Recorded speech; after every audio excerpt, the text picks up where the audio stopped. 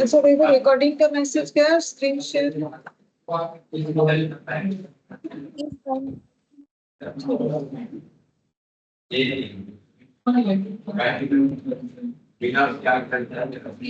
नहीं, हो गया, बहुत बात करने का मौका मिला, थोड़ा पढ़ाई कर। अच्छा देखो, अभी हम लोग इलास्ट्रेशन 12 करेंगे, ठीक है। देखो 11 तक हम लोग का कंप्लीट है। यहाँ पर बोला है क्वेश्चन काफी बड़ा है लेकिन आसान है, ठीक है। इतना बड़ा क्वेश्चन है, नॉर्मली क्वेश्चन जब बहुत बड़ा होता है ना तो वो सोल्यूशन उसका आसान होता है, ठीक है। और छोटा क्वेश्चन में ज्यादा हमें ये मतलब थोड़ा मुश्किल सवाल पूछ सकता है इसमें, लेकिन देखने में इतना बड़ा है, टाइम टेकिंग है लेकिन होगा आसान, ठीक है। जैसे देखो बोल रहा है from the following balances and particulars of Republic college prepare income and expenditure, मतलब एजुकेशनल इंस्टीट्यूट के ऊपर हमें दिया है, ठीक है। तो इनकम एक्सपेंडिचर अकाउंट बनाना है और बैलेंस शीट बना के देना है, ठीक है। पहले बोला है देखो सेमिनार एंड कॉन्फ्रेंस रिसिप्ट, तो बोलो ये कहां पर आएगा, इनकम एक्सपेंडिचर में आएगा कि बैलेंस शीट में आएगा? Income expenditure. कॉलेज में अगर सेमिनार और कॉन्फ्रेंस से पैसा मिलेगा तो वो कहां पर आएगा? ये तो इनकम है। कॉलेज का इनकम नहीं होता है, सेमिनार वगैरह अटेंड करने से उसका जो है पैसा आता है ना, ठीक है। कंसल्टेंसी रिसिप्ट ये क्या है, इनकम है, ठीक है। सिक्योरिटी डिपॉजिट, हाँ स्टूडेंट ही दे रहे हैं लेकिन बैलेंस शीट में लाइबिलिटी में जाएगा, क्योंकि सिक्योरिटी डिपॉजिट क्या रख लिया जाता है, नहीं, वापस करना पड़ता है। जब कॉलेज खत्म हो जाएगा, कंप्लीट हो जाएगा, तब उसका सिक्योरिटी डिपॉजिट लौटाना पड़ता है। Capital fund balance sheet, research fund balance sheet, building fund all fund balance sheet में जाएगा, प्रोविडेंट फंड बैलेंस शीट। अच्छा ट्यूशन फी रिसिप्ट, ये वाला ट्यूशन फीस तुम लोग कभी कॉलेज से रिसिप्ट ले तो लिखा हुआ नहीं रहता ये ट्यूशन फीस का पैसा लिया गया है, देखोगे लिखा हुआ रहता है, इनकम होगा, ठीक है। उसके बाद गवर्नमेंट ग्रांट, इनकम, ठीक है। ग्रांट अगर स्पेसिफिक होता ना तो बैलेंस शीट में देना जरूरी था, बाकी ग्रांट को हम लोग इनकम दिखा सकते हैं, ठीक है। अगर स्पेसिफिक होगा, जैसे मान लो ग्रांट फॉर दिस वन ऐसे बोल दिया, तो फिर हम लोग को बैलेंस शीट में दिखाना जरूरी है। डोनेशन इनकम, ठीक है। Interest and dividend on investment, ये तो पता ही चल रहा है कहाँ जाएगा, इनकम में जाएगा। Interest and dividend on investment, investment पे इंटरेस्ट मिला है, डिविडेंड तो अगर शेयर में किया, हाँ हाँ, ये तो इन्वेस्टमेंट नहीं बोला है, बोला है इंटरेस्ट और डिविडेंड। इंटरेस्ट तो इन्वेस्टमेंट अब शेयर होगा इसीलिए, डिविडेंड का बात हो रहा है, दो तरीके का इनकम है, ये हम लोग का कहाँ पर जाएगा, इनकम में जाएगा। हॉस्टल रूम रेंट, बोलो इनकम। अगर कॉलेज में हॉस्टल है, वहां पर स्टूडेंट्स रहते हैं तो कॉलेज का उससे इनकम है। मेस रिसिप्ट, इनकम मेस में जो रहते हैं, ठीक है। कॉलेज स्टोर सेल्स, ये भी इनकम है, ठीक है। ये कॉलेज स्टोर सेल्स मतलब कॉलेज स्टोर में कुछ ऐसा चीज होगा जो बिकता है, ठीक है, तो उससे सेल होके इनकम हो गया। आउटस्टैंडिंग एक्सपेंसेस, ये कहाँ जाएगा, हाँ बोलो, बैलेंस शीट में जाएगा। ये सिर्फ ट्रायल बैलेंस में दिया हुआ है, एडिशनल इंफॉर्मेशन में होता है तो हमेशा दो जगह पे जाना है। नहीं इसमें नोट्स नहीं दिया हुआ, ये आउटस्टैंडिंग एक्सपेंसेस रिकॉर्ड हुआ था जो कि हमें यहाँ पर ट्रायल बैलेंस में दिया हुआ है। ट्रायल बैलेंस में दिया हुआ होने से एक ही जगह पे आता है। Good evening ji. Good evening ma'am. Trial balance में होने से कोई भी एक ही जगह पे आता है, तो ये कहां पर आएगा, या तो इनकम एक्सपेंडिचर या तो बैलेंस शीट। कहाँ दिखाना चाहिए, बैलेंस शीट में दिखाना चाहिए, ठीक है। नॉर्मली आउटस्टैंडिंग क्या होता है, लाइबिलिटी होता है। क्रेडिट साइड में दिख रहा है, देखो लाइबिलिटी है, तो लाइबिलिटी है तो कहाँ दिखाएंगे, बैलेंस शीट में। Stock of stores and supplies, देखो ये जो स्टोर था ना, यहाँ पर देखो एक स्टोर अभी बोला था ना, कॉलेज स्टोर का सेल, ठीक है। अब वो स्टोर में कुछ स्टॉक रखता होगा जो बिकता है, उस स्टॉक का ओपनिंग डेटा बता रखा है, कितना है 3 लाख, ठीक है। तो ये कहां पर जाएगा बोलो। एक्चुअली देखो नॉर्मली ये सब स्टॉक सेल वगैरह कहाँ जाना चाहिए बोल सकते हो, नॉर्मली कहाँ जाता है। अगर ये एनपीओ नहीं होता, फाइनल अकाउंट्स नॉर्मल होता, तो तुम लोग इसको कहाँ दिखाते, ट्रेडिंग में, ठीक है। तो इनका तो ट्रेडिंग हम लोगों को बनाने बोला है नहीं, लेकिन ये भी ट्रेडिंग बना सकते हैं, ऐसा थोड़ी ना कि ये ट्रेडिंग नहीं बना सकते, लेकिन हमें तो ट्रेडिंग बनाने नहीं बोला है। तो हम लोग क्या करेंगे, स्टोर में कितना स्टॉक था, कितना स्टॉक परचेज हुआ, कितना स्टॉक सेल हुआ, उस पर क्या प्रॉफिट हुआ, उसको हम लोग अलग से वर्किंग नोट बना सकते हैं। इनकम एक्सपेंडिचर में भी दिखा सकते हो, बट बेटर ये है कि ये सबका अलग से वर्किंग नोट बना लेंगे। ठीक है, कि ये लोग जो है कॉलेज में पढ़ाने के अलावा भी क्या करते हैं, एक और भी काम कर रहे हैं। क्या कर रहे हैं कि कुछ स्टॉक बेचते हैं जिससे इनको इनकम होता है। तो वो इनकम को हम लोग क्या करेंगे, जो भी प्रॉफिट आएगा ग्रॉस प्रॉफिट, उसको कहाँ ट्रांसफर कर देंगे, जैसे तुम लोग पीएल में लिखते हो बाई नेट, सॉरी क्या बोलते हैं, by gross profit brought down करते हो, वैसे इसमें भी तुम लोग लिख देना। ऊपर ही करना पड़ेगा ऐसा जरूरी नहीं, क्योंकि ब्रॉट डाउन हम लोग क्योंकि वर्किंग नोट में दिखाएंगे, तो तुम लोग इनकम साइड में लिख देना by income from store sales, ऐसे करके दिखा सकते हो, या फिर by profit on store sales. ठीक है, फिर बोला है देखो परचेज, ये देखो स्टोर से रिलेटेड कितना डेटा है, ये देखो परचेज किया है स्टॉक, ये पहले से था, और ये वाला स्टॉक क्या हुआ है, सेल हुआ है, देखो ट्रेडिंग का ये सारा आइटम मिल गया। फिर सैलरी टीचर को दिया जा रहा है टीचिंग के लिए, तो ये कहां पर जाएगा, एक्सपेंडिचर। रिसर्च का ये भी देखो, सैलरी टीचिंग रिसर्च ऐसे दिया है। ठीक है, सैलरी हाइफन टीचिंग और रिसर्च, रिसर्च का सैलरी ये भी कहां पर जाएगा, एक्सपेंडिचर। स्कॉलरशिप दिया जा रहा है, ये भी कहां जाएगा, स्टूडेंट्स वेलफेयर एक्सपेंस, ये भी expenditure.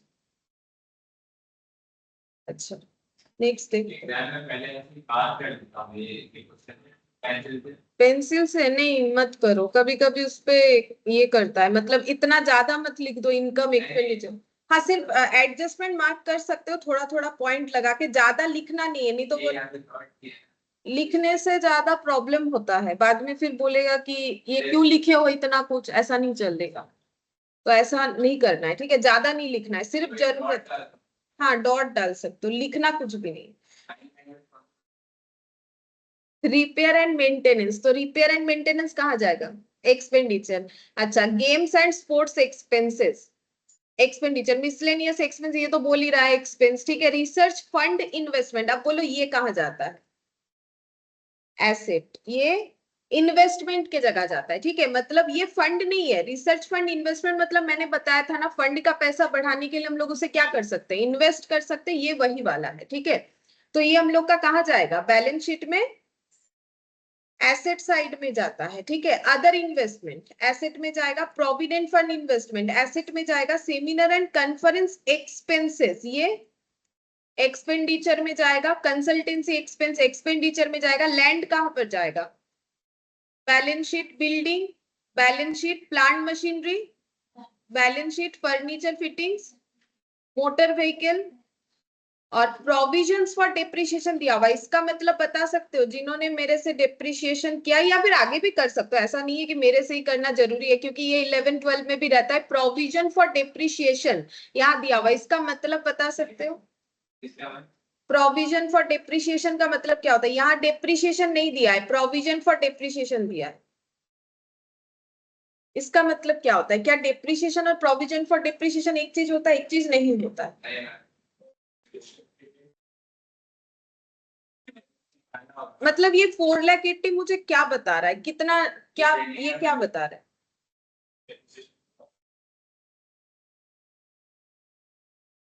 Provision for depreciation method याद करो जो करवाया था, वहां पर क्या होता है, डेप्रिसिएशन डायरेक्ट फिक्स्ड एसेट में चार्ज नहीं करके कहाँ चार्ज किया जाता है, प्रोविजन में। ये जो है ये हमें एक्यूमुलेटेड डेप्रिसिएशन बताता है, इसीलिए इसका दूसरा नाम भी होता है इस मेथड का, एक्यूमुलेटेड डेप्रिसिएशन मेथड। मतलब अब तक बिल्डिंग को परचेस किया था या बनवाया था, जो भी हो, उससे लेके आज तक का टोटल डेप्रिसिएशन ये मुझे पता है 4,80,000। ठीक है, ये टोटल डेप्रिसिएशन, ये किसी एक दिन का डेप्रिसिएशन नहीं बताया जा रहा है, जब तक ये बिल्डिंग पे डेप्रिसिएशन चार्ज हुआ है तब तक का टोटल डेप्रिसिएशन, ये प्लांट एंड इक्विपमेंट का, ये फर्नीचर एंड फिटिंग्स पे। ठीक है, सेम कंसेप्ट। अच्छा ये सारे डेप्रिसिएशन का कैलकुलेशन कैसे करना पड़ेगा, ये अभी देखो यहाँ पर नॉर्मली प्रोविजंस तो तुम लोग बोलोगे लाइबिलिटी साइड आता है। ठीक है, तो लाइबिलिटी साइड आ जाएगा ये वाला, बाकी हम इसका एडजस्टमेंट दिखाएंगे कैसे करके करना पड़ेगा। कैश एट बैंक कहां पर आएगा, बैलेंस शीट में। लाइब्रेरी कहां पर आएगा, लाइब्रेरी बिल्डिंग है कि बुक है बोला तो नहीं, तो फिर भी क्या मानेंगे, एसेट ही मानेंगे ना, लाइब्रेरी बोला, लाइब्रेरी बिल्डिंग है, बुक है, देखते हैं अगर आगे कुछ बोला है तो। फिर उसके बाद मेटेरियल एंड सप्लाईज कंज्यूम्ड, वो जो स्टॉक रखता है ना कॉलेज स्टोर में, देखो वहां पर मेटेरियल और सप्लाईज जो भी था कौन कौन कंज्यूम किया, टीचर ने भी कंज्यूम किया, जो रिसर्च में ग्रुप में जो लोग थे उन्होंने भी कंज्यूम किया, स्टूडेंट्स वेलफेयर में भी कंजम्पशन हुआ, और गेम्स और स्पोर्ट्स में भी इसका यूज हुआ। ठीक है, तो ये कंजम्पशन जो है ये कहाँ कहाँ जाएगा कंजम्पशन। हाँ, हम लोग जो ट्रेडिंग बनाएंगे ना उसमें ये सेल बोल के लिख सकते हैं, कंजम्पशन बोल के या सेल बोल के, लेकिन हमें पता है कि हर एक एडजस्टमेंट दो जगह पे आता है। एक तो हम लोग का जो वर्किंग नोट बनेगा वहां पर आ जाएगा, मतलब ट्रेडिंग में चला गया, और एक पॉइंट कहाँ जाएगा, और एक बार कहाँ जाना चाहिए बोलो, और एक बार कहाँ जाना चाहिए।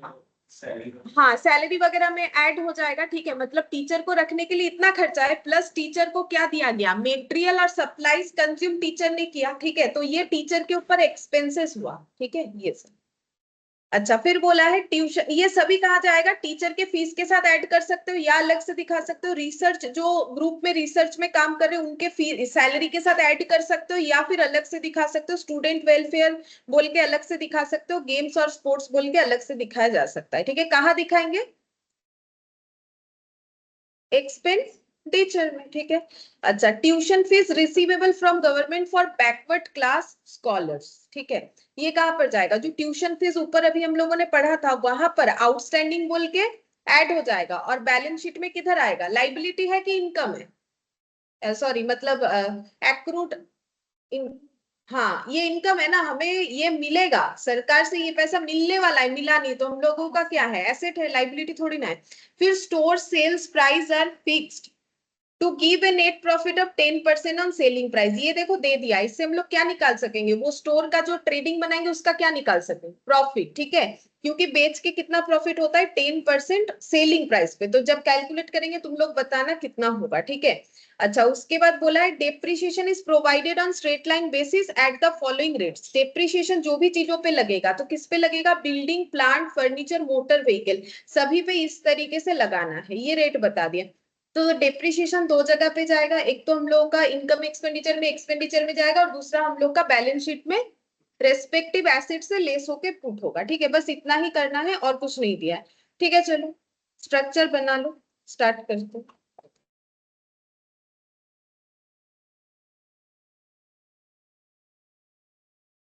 इलास्ट्रेशन 12, हाँ पहले जब कराया 11 नंबर में करा 11 नंबर, या कोई एक सीएल भी कराया था ना। हाँ हाँ, मेरा कॉपी में पढ़ा था तुमने किया तो इसी से स्टार्ट किया था, बहुत पहले स्टार्टिंग बहुत पहले जनवरी, मेरा पहला क्लास मेरा मेरे साथ तुम्हारा ये पहला क्लास था।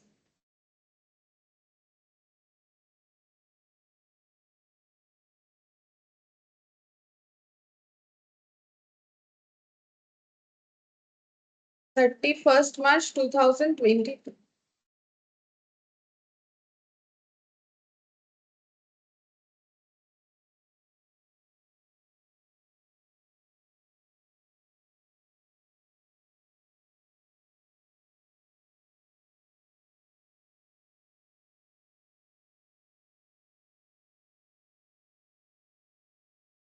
ठीक है, देखो इतना डेटा है तो समझ में आ रहा है, जगह तो हमें काफी ज्यादा लगेगा। ठीक है, तो देखो मैंने यहाँ पर मेरा एक पेज रख दिया, इसमें मेरा हो जाएगा। ठीक है, और इधर बैलेंस शीट के लिए भी जगह चाहिए, और वर्किंग्स भी चाहिए हम लोग को, बैलेंस शीट के लिए भी एक पेज।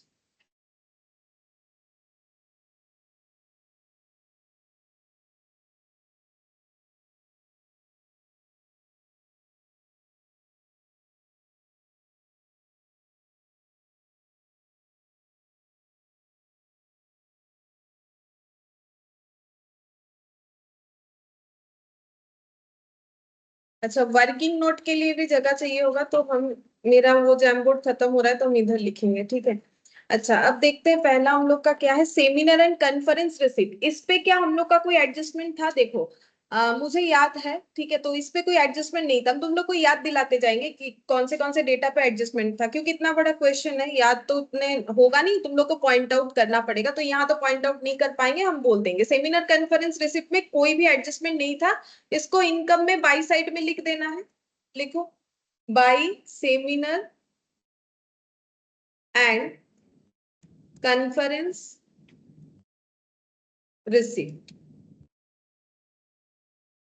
4,80,000 है, 4,80,000, ठीक है, 4,80,000। अच्छा, फॉर्मेट नहीं है, हाँ ऊपर नीचे लिख सकते, लेकिन एक के बाद एक ही लिखोगे, नहीं तो छूट जाएगा ना सेमिनार का। नहीं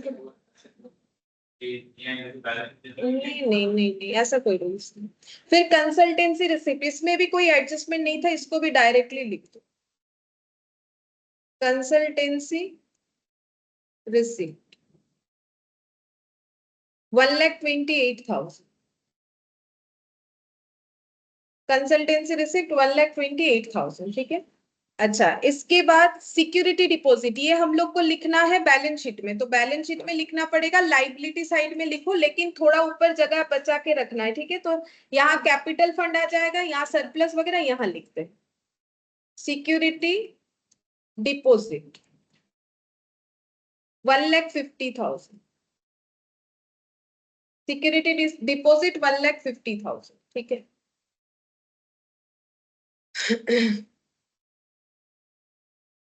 अच्छा, इसके बाद कैपिटल फंड लिखो, बैलेंस शीट में ही जाएगा, कैपिटल फंड 16,06,000,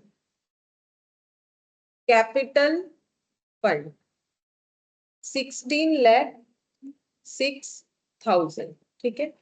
अच्छा, नेक्स्ट लिखो रिसर्च फंड, रिसर्च फंड कहाँ लिखोगे, वो डिपॉजिट के नीचे लिख सकते हो, रिसर्च फंड इसका है 8 लाख, इसमें भी कोई एडजस्टमेंट नहीं था, ठीक है।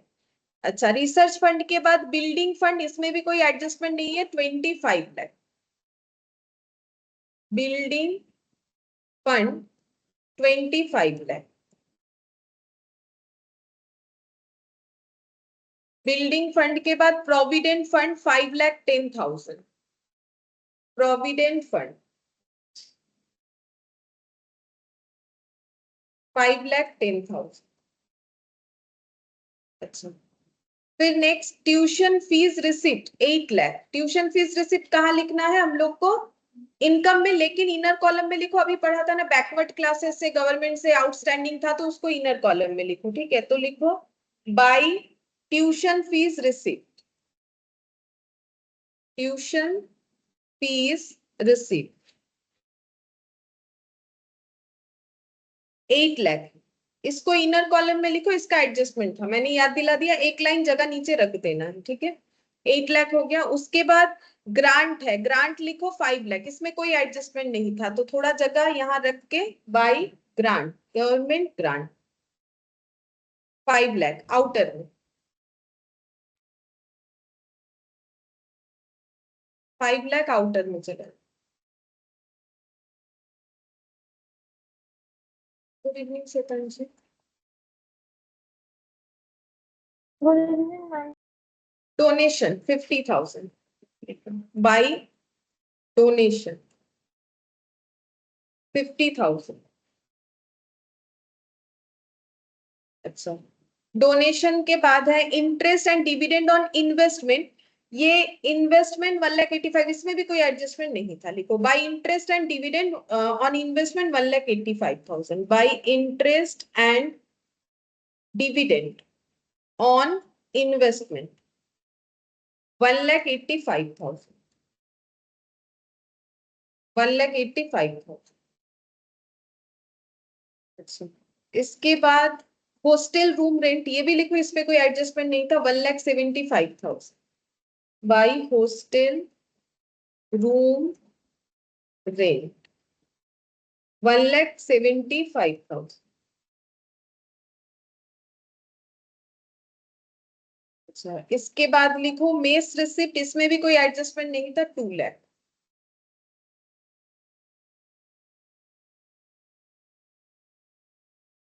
2 लाख।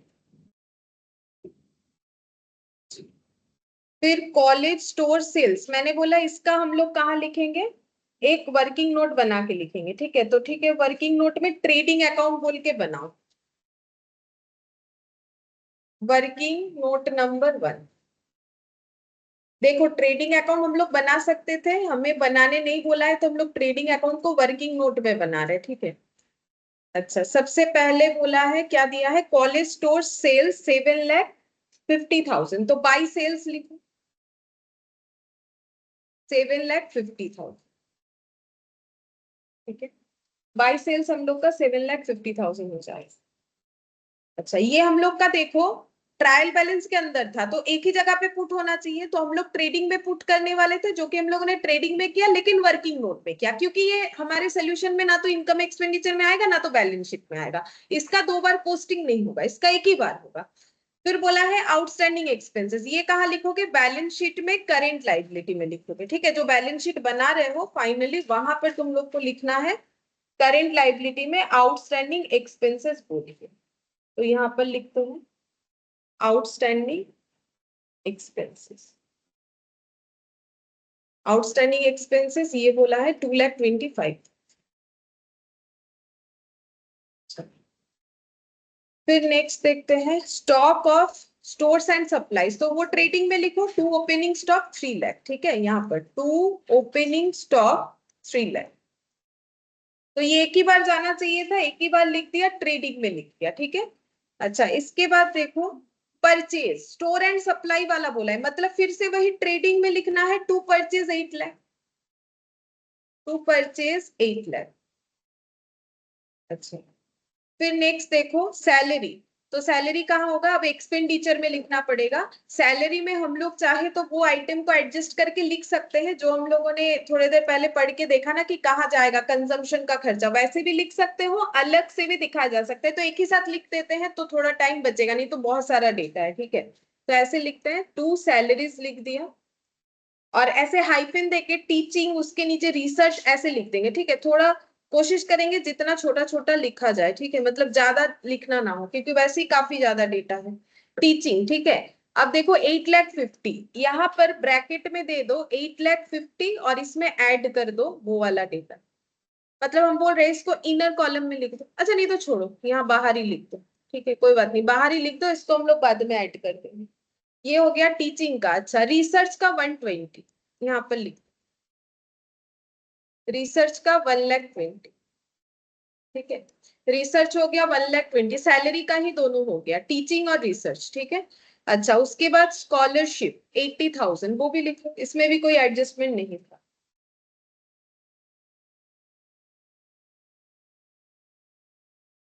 $80,000। अच्छा, फिर यहाँ पर बोला है स्टूडेंट्स वेलफेयर एक्सपेंसेस, ये भी डायरेक्टली लिखो, स्टूडेंट्स वेलफेयर एक्सपेंस 38,000,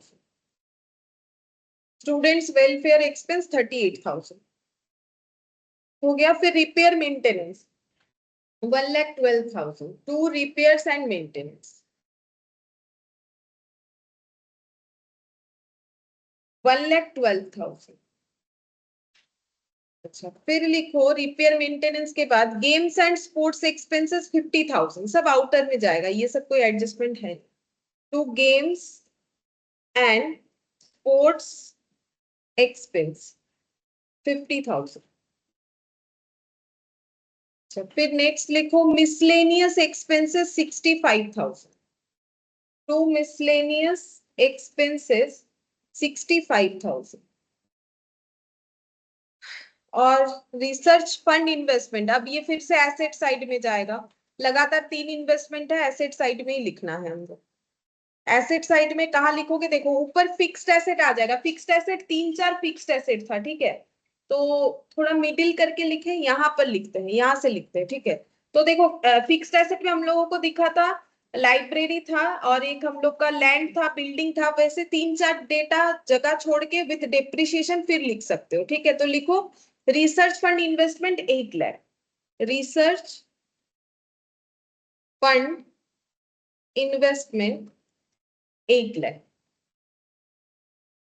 अच्छा, रिसर्च फंड के बाद है हम लोग का अदर इन्वेस्टमेंट 18,50,000। लिखो अदर इन्वेस्टमेंट 18,50,000। ठीक है, 18,50,000।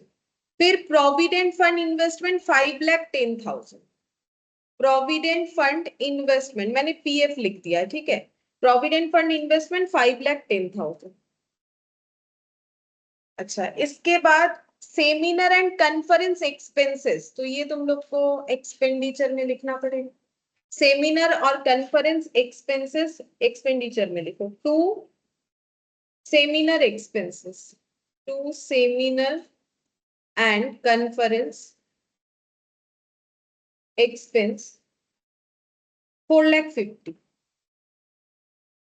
इसमें भी कोई एडजस्टमेंट नहीं था।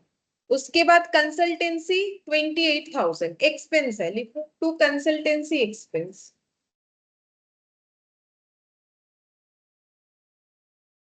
28,000।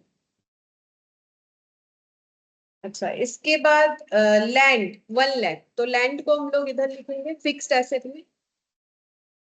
इस पे शायद डेप्रिसिएशन, इस पे तो होता नहीं है डेप्रिसिएशन, इस पे क्या होगा, ये आउटर में लिखो। लैंड तो एप्रिसिएशन होता है ना, इसका कभी डेप्रिसिएशन नहीं होता है, इस पे डेप्रिसिएशन नहीं होता। बिल्डिंग 16 1 लाख और बिल्डिंग 16 लाख। ठीक है, बिल्डिंग 16 लाख ये लिखो। बिल्डिंग इनर कॉलम में लिखना है, ठीक है। बिल्डिंग पे डेप्रिसिएशन होगा 16 लाख और डेप्रिसिएशन का ऐसे एक लाइन लिख लो, अपने आप समझ में आ जाएगा कितना जगह रखना पड़ेगा अपने हैंडराइटिंग के हिसाब से। ये हो गया डेप्रिसिएशन। अच्छा, बिल्डिंग के बाद प्लांट मशीनरी 8,50,000। प्लांट मशीनरी 8,50,000, इस पे भी डेप्रिसिएशन बोला था। नीचे हमें 4 एसेट पे डेप्रिसिएशन बोला था, तो इस पे भी लगेगा डेप्रिसिएशन प्लांट मशीनरी। अच्छा, प्लांट मशीनरी के बाद और क्या था देखते हैं। फर्नीचर, इस पे भी बोला था। Furniture fitting 6 lakh. Furniture and fittings ये है 6 लाख, इस पे भी हम लोग को डेप्रिसिएशन लगाना। Furniture fittings 6 lakh. अच्छा, उसके बाद मोटर व्हीकल 1,80,000। मोटर व्हीकल पे भी डेप्रिसिएशन था बट मेरा जगह कम पड़ गया। ठीक है, हम नीचे लिख रहे हैं और क्या करें, मेरा यहाँ रिसर्च फंड इन्वेस्टमेंट आ गया है। एक काम करते हैं हम, मेरे लिए तो ठीक है, तुम लोग को तो नीचे ही लिखना पड़ेगा अगर तुम लोग का जगह नहीं हो रहा है। हम इसको हटा के लिख सकते हैं, रिसर्च फंड इन्वेस्टमेंट 8 लाख हम नीचे लिख देंगे। तुम लोग का नहीं जगह है कोई बात नहीं, तुम लोग इसके नीचे लिख दो, इसके नीचे लिख दो अगर जगह नहीं है तुम लोग का। मोटर व्हीकल इसके बाद है मोटर व्हीकल। अगर बहुत ही कम जगह बचा है तो भी कोई बात नहीं, इन्वेस्टमेंट के नीचे लिखो और क्या करोगे, जगह नहीं बचा है तो 1,80,000 लेस डेप्रिसिएशन। ठीक है।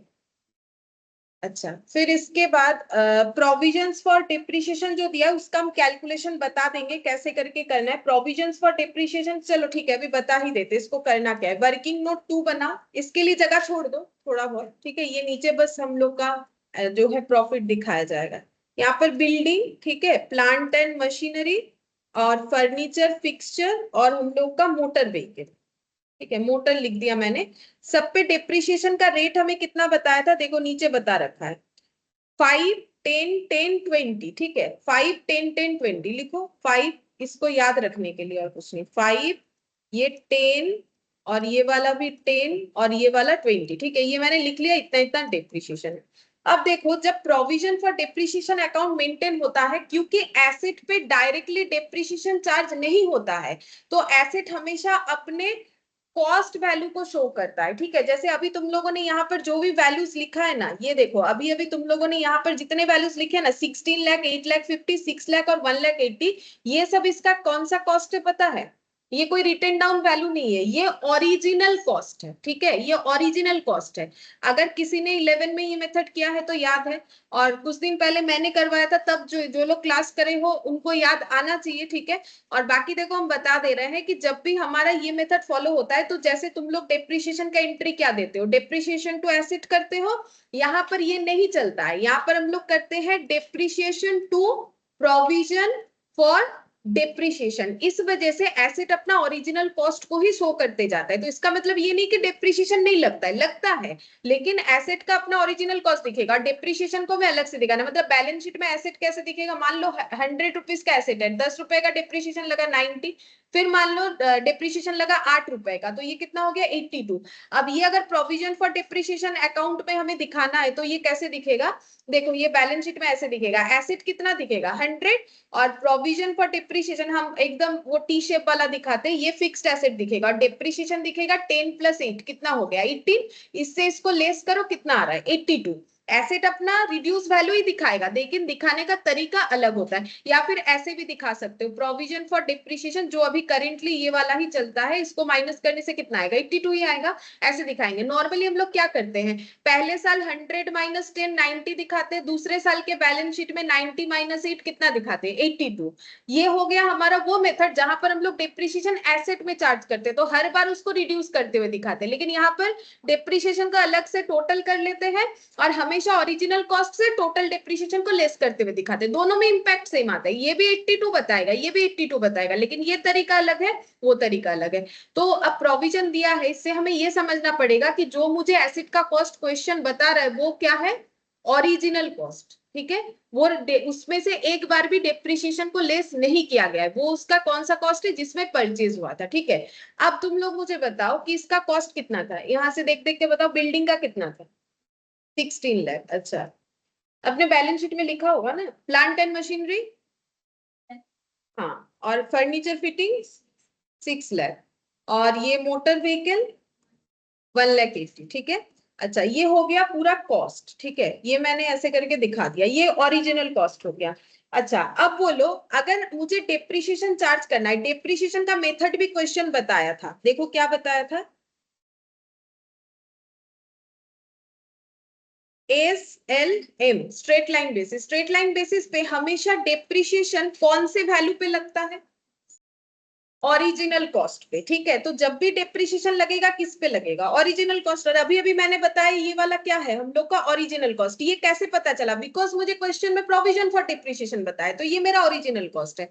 तो वो लोग करेंट ईयर में डेप्रिसिएशन कितना होगा, तो सीधा है 16 लाख पे 5% लगाओ, इस पे इतना, इस पे इतना, इस पे इतना, बोलो कितना होगा, कितना होगा 16 लाख पे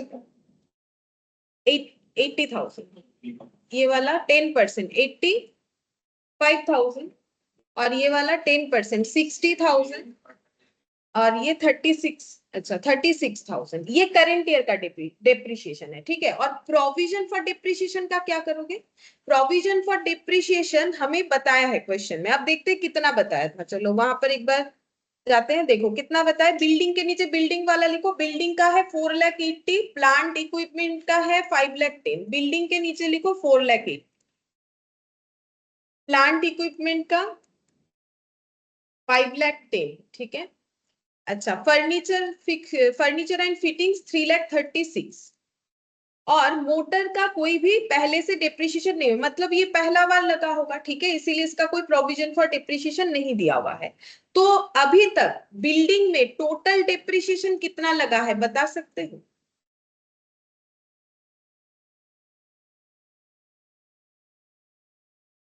अभी तक टोटल कितना लगा है, कैसे बताओगे, हाँ ये दोनों को ऐड करोगे, देखो ये अभी इस साल लगा, ये इतने दिन तक लग चुका है, अब ये कितने साल का है वो हमें नहीं पता, जितने भी साल का हो, 5 साल हो 10 साल हो, हमारा टोटल डिप्रिसिएशन कितना हो जाएगा 5,60,000, ठीक है। और ये कितना हो जाएगा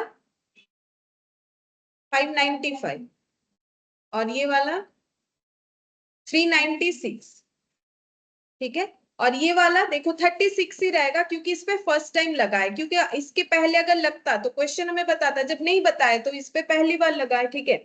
अब डेप्रिसिएशन का क्या करना है, हम लोग को हमेशा बैलेंस शीट में कौन सा वैल्यू दिखाना है, जो अभी करेंटली बिल्डिंग का वैल्यू होना चाहिए। तो बिल्डिंग 16 लाख का था, इस पे टोटल डेप्रिसिएशन कितना लगा है 5,60,000। अभी मैंने तुम लोग को 100 वाला एग्जांपल दिखाया ना, तो अगर तुम लोग को 82 दिखाना है तो तुम लोग सिर्फ 10 माइनस करने से होता, कितना माइनस करना पड़ता? 10 + 8, मैंने 2 साल का डिप्रिसिएशन दिखाया था, यहाँ भी मैंने वही कर दिया, जितना था टोटल डिप्रिसिएशन ऐड कर दिया। तो 16 लाख ओरिजिनल कॉस्ट था, अब तक इस पे इतना डिप्रिसिएशन लग चुका है, तो फिर इससे कितना माइनस करोगे? 5 लाख 60। लेकिन एक्सपेंडिचर अकाउंट में कितना दिखाओगे? एक्सपेंडिचर तो ड्यूरिंग द ईयर का चीज दिखाने बोलता है, सिर्फ करंट ईयर का जो दिख रहा है वो दिखाओगे, इसीलिए मैंने इस तरीके से लिखवा दिया। यहां से देख के तुम लोग लिख सकते हो। करंट ईयर का डिप्रिसिएशन कहाँ लिखोगे? एक्सपेंडिचर अकाउंट में। और ये टोटल डिप्रिसिएशन को लेस करके बिल्डिंग से इसीलिए दिखाना पड़ेगा बिकॉज ये 16 लाख पे दिख रहा है, ये तो मुझे माइनस करके नहीं दिखा रहा है। मैंने ओरिजिनल कॉस्ट लिख लिया है वहां ट्रायल बैलेंस से देख के, तो मुझे इससे इसी को लेस करना पड़ेगा। समझ में आया प्रोविजंस फॉर डिप्रिसिएशन का कंसेप्ट? तो हम लोग भी तो टोटल डिप्रिसिएशन ही लेस करते हैं, लेकिन प्रॉब्लम ये है कि यहाँ ओरिजिनल कॉस्ट पे है। ठीक है, तो समझ गए हो कहां पर क्या दिखाना है। अब यहाँ पर हम लोग ये रेस्पेक्टिव डेप्रिसिएशन को लेस करते जाओ। जैसे बिल्डिंग में कितना लेस करोगे? 5 लाख 60। पहले एसेट साइड कंप्लीट कर लेते हैं, तो कितना आ जाएगा? 10,40,000। ठीक है, प्लांट मशीनरी से कितना लेस करोगे? देखो अपना कैलकुलेशन, 5,95,000। ठीक है, तो 5,95,000, तो कितना आ जाएगा? 2,55,000। अच्छा, फर्नीचर फिटिंग्स जो है उसमें से 3,96,000 लेस करना है, 2,04,000। अच्छा, और मोटर व्हीकल तो पहली बार लगा है, उस पे जितना है उतना 36,000। तो मोटर व्हीकल का बचा हुआ वैल्यू 1 लाख कितना है? 1 लाख समथिंग, 1,44,000। ठीक है, ये हम लोग का एडजस्टमेंट हो गया। अब ये सारे डेप्रिसिएशंस को हमें एक्सपेंडिचर में दिखाना है, लेकिन एक चीज याद रहे कि हमें करंट ईयर का दिखाना है। मतलब ये 5,60,000 लिखा तो उधर भी 5,60,000 मत लिख दो, क्योंकि हमारा आदत होता है इधर जितना लिखते हैं उधर भी तो उतना ही लिखते हैं। लेकिन इस केस में ये वाला ऐसा थोड़ी ना होगा, क्योंकि यहाँ पर टोटल डेप्रिसिएशन है। लेकिन एक्सपेंडिचर मुझे क्या मांगता है कि जो ड्यूरिंग द ईयर का है बस उतना ही दिखाओ। ठीक है, तो यहाँ पर लिखो to depreciation on building. Building का कितना लिखोगे? बोलो करेंट ईयर का जो तुम लोग को दिख रहा है कितना? 80,000। बिल्डिंग के बाद हम ऐसे हाइफन दे दे के लिख दे रहे हैं। हाँ, फर्नीचर फिटिंग्स कितना? 60। प्लांट मशीनरी,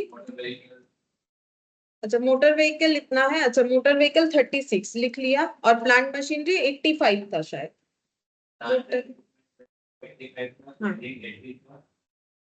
हाँ, मैंने ऐसे शॉर्ट में लिख दिया 20,00,000 furniture fittings, plant machinery, motor vehicles. ठीक है, तो ये डेप्रिसिएशन का कंसेप्ट क्लियर हुआ। ठीक है, तो प्रोविजंस जब भी रहेगा, कोई भी क्वेश्चन में रहे, एनपीओ में रहे, फाइनल अकाउंट्स में रहे, किसी में भी रहे, हमें ये चीज सोच लेना है कि प्रोविजन बताए मतलब एसेट का ओरिजिनल कॉस्ट बता रहा हो। ठीक है, अच्छा, अब यहाँ पर कैश एट बैंक, ये कहाँ लिखोगे? बैलेंस शीट में लिखना है कैश एट बैंक, एकदम एंड में लिखो कैश एट बैंक।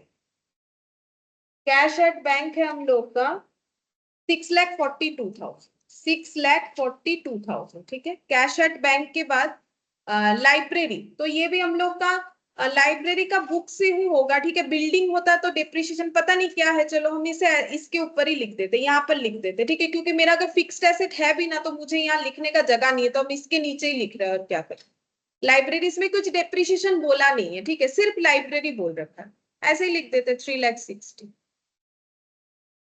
बिल्डिंग बताता है तो डिप्रिसिएशन लगेगा, बुक्स पे भी लग जाता है, बुक्स अगर रिवैल्यूड होता है, बट सिर्फ लाइब्रेरी बोला है तो मैंने ऐसे लिख दिया। तुम लोग अगर चाहो तो यहाँ भी लिखा जा सकता है, ये मोटर व्हीकल के नीचे भी लिखा जा सकता है। ठीक है, यहाँ भी जगह नहीं था तो मैंने इसके नीचे लिख दिया। अच्छा, अब हम लोग का ये जो एडजस्टमेंट है यहाँ पर आते हैं। अब एडजस्टमेंट हमेशा दो जगह पे जाएगा। पहला देखो ये कंजम्पशन, ठीक है, ये कंजम्पशन एक बार तो हम लोग वो ट्रेडिंग में दिखाएंगे और एक बार हमारे एक्सपेंडिचर में हमें लिखना पड़ेगा। ठीक है, तो ट्रेडिंग में दिखाओ ये सारा जो है कंज्यूम हुआ है स्टोर से मटेरियल्स, जो भी स्टॉक था, और अलग अलग जगह से कंज्यूम्ड हुआ है, टीचर के थ्रू से, रिसर्च टीम के थ्रू से, स्टूडेंट वेलफेयर के वजह से, और गेम स्पोर्ट्स। तो ये कहाँ लिखना है? ट्रेडिंग साइड में किधर लिखोगे? बोलो, ट्रेडिंग में कहाँ लिखोगे? कंज्यूम हुआ है तो स्टॉक क्या होगा? कम होगा, तो स्टॉक कम होगा तो किधर दिखाओगे? बाई साइड में लिखोगे, सेल्स की जगह कंजम्पशन लिखोगे। ठीक है, कंजम्पशन का टोटल हम यहाँ पर लिखते हैं, कितना कितना बोला है, 50, 1,50,000, 75, 25, यहाँ लिख लेते हैं 50, वर्किंग नोट है ना तो यहाँ ऐसे दिखा दे रहे 1,50,000, 75 और 25। अच्छा तो ये कितना होगा, 75 और 25, 3 लाख हो रहा है। अच्छा 3 लाख हो गया। अब ये कंजम्पशन लिख दिया और ये कंजम्पशन मुझे एक्सपेंडिचर में भी दिखाना पड़ेगा, ठीक है। तो एक्सपेंडिचर में चारों कंजम्पशन को अलग अलग लिखना पड़ेगा, लिखो चारों कंजम्पशन को अलग अलग लिखना पड़ेगा। तो यहाँ पर लिखो टू, ऐसे भी लिख देते हैं, ठीक है, यहाँ जगह नहीं है, ऐसे लिख देते material and supplies consumed, supplies consumed बोल के टोटली लिख देते हैं 3 लाख, ठीक है। क्योंकि मेरा ना यहाँ पर देखो और हम लिखने का मेरे पास जगह नहीं है, ठीक है, तो मैंने ऐसे लिख दिया। लेकिन तुम लोग जब लिखोगे तो अलग अलग ही लिख लेना, ठीक है, अलग अलग ही लिख लेना, उतना जगह रखना। मैंने इसका क्या किया, टोटल ही लिख दिया, ठीक है, 3 लाख बोल के टोटल लिख दिया, material and supplies consume 3 lakh हो गया। अच्छा अब उसके बाद ट्यूशन फीस रिसीवेबल, तो ये ट्यूशन फीस के वहां जगह रखा था, वहां पर एड आउटस्टैंडिंग बोल के 80,000 दिखाओ, यहाँ जगह रखा था ना, एड आउटस्टैंडिंग फीस बोल के 80,000 दिखाओ, तो आउटर में कितना हो जाएगा, 8,80,000, ठीक है। अब यही 80,000 कहाँ और दिखाना पड़ेगा, बैलेंस शीट में, एसेट साइड में, ठीक है, आउटस्टैंडिंग ट्यूशन फीस 80,000। अच्छा इसके बाद ट्यूशन फीस के बाद store selling price are fix to give a net profit of 10%। ये कोई एडजस्टमेंट नहीं है, ये इंफॉर्मेशन है कि नेट प्रॉफिट कितना होता है अगर स्टोर से कोई चीज बेचते हैं, तो 10% ऑन सेलिंग प्राइस, ठीक है। तो ये देखो ट्रेडिंग बना हुआ है, बोलो इस पे प्रॉफिट कितना हुआ होगा, प्रॉफिट बता दिया है 10% ऑन सेलिंग प्राइस, तो बोलो यहाँ पर जो सेल हुआ है उस पे प्रॉफिट कितना हुआ होगा।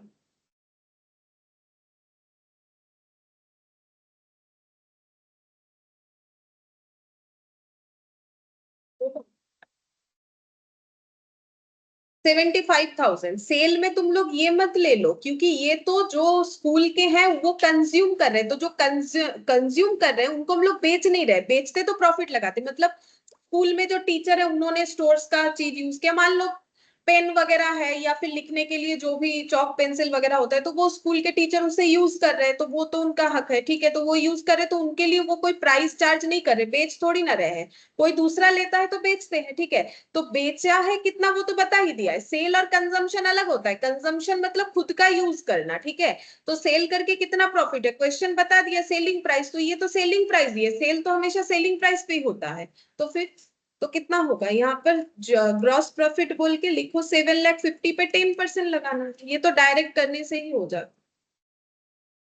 अच्छा अब इसको टोटल करने से तुम लोग को क्या मिलेगा बोलो, क्योंकि हमारा एडजस्टमेंट सारा खत्म हो गया, इसके बाद डेप्रिसिएशन वाला था वो भी हम लोग कर चुके। अब ये ऐड करने से दोनों साइड मिसमैच तो होगा, मैच तो नहीं होगा, तो जो बैलेंस आएगा वो बाई साइड आएगा, उसको क्या लिखोगे, ट्रेडिंग में क्या नहीं लिखा हुआ है वही ना लिखोगे, closing stock, closing stock, closing stock होगा, ठीक है। तो 11,75,000 आ रहा है, इधर भी आ जाएगा 11,75,000। अच्छा ये 11,75,000 ये कितना आएगा बैलेंस कर, क्लोजिंग स्टॉक,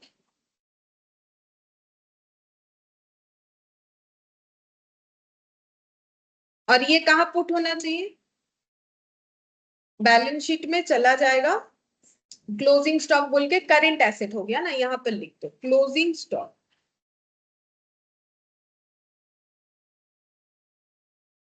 1,25,000, ठीक है, हो गया। अब देखो तो टोटल करके कितना सरप्लस डेफिसिट क्या आ रहा है, चेक करो।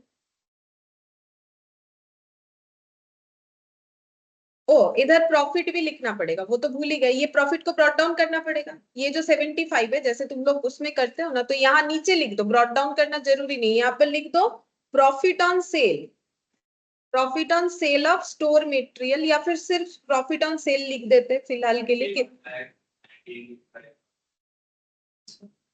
ये 75 आ रहा है, कौन सा वाला आ रहा है बोलो, कितना आ रहा है? 21,95,000, ये ऐड नहीं किया ना 75 करके, 26,73 होना चाहिए, क्या नहीं लिखा फिर मैंने? 4,80,000, 1,28,000, 8,80,000, 26,73 হচ্ছে। अच्छा देखो फिर कुछ गलत हुआ होगा, 26,73 हो रहा है, देखो एक मिनट।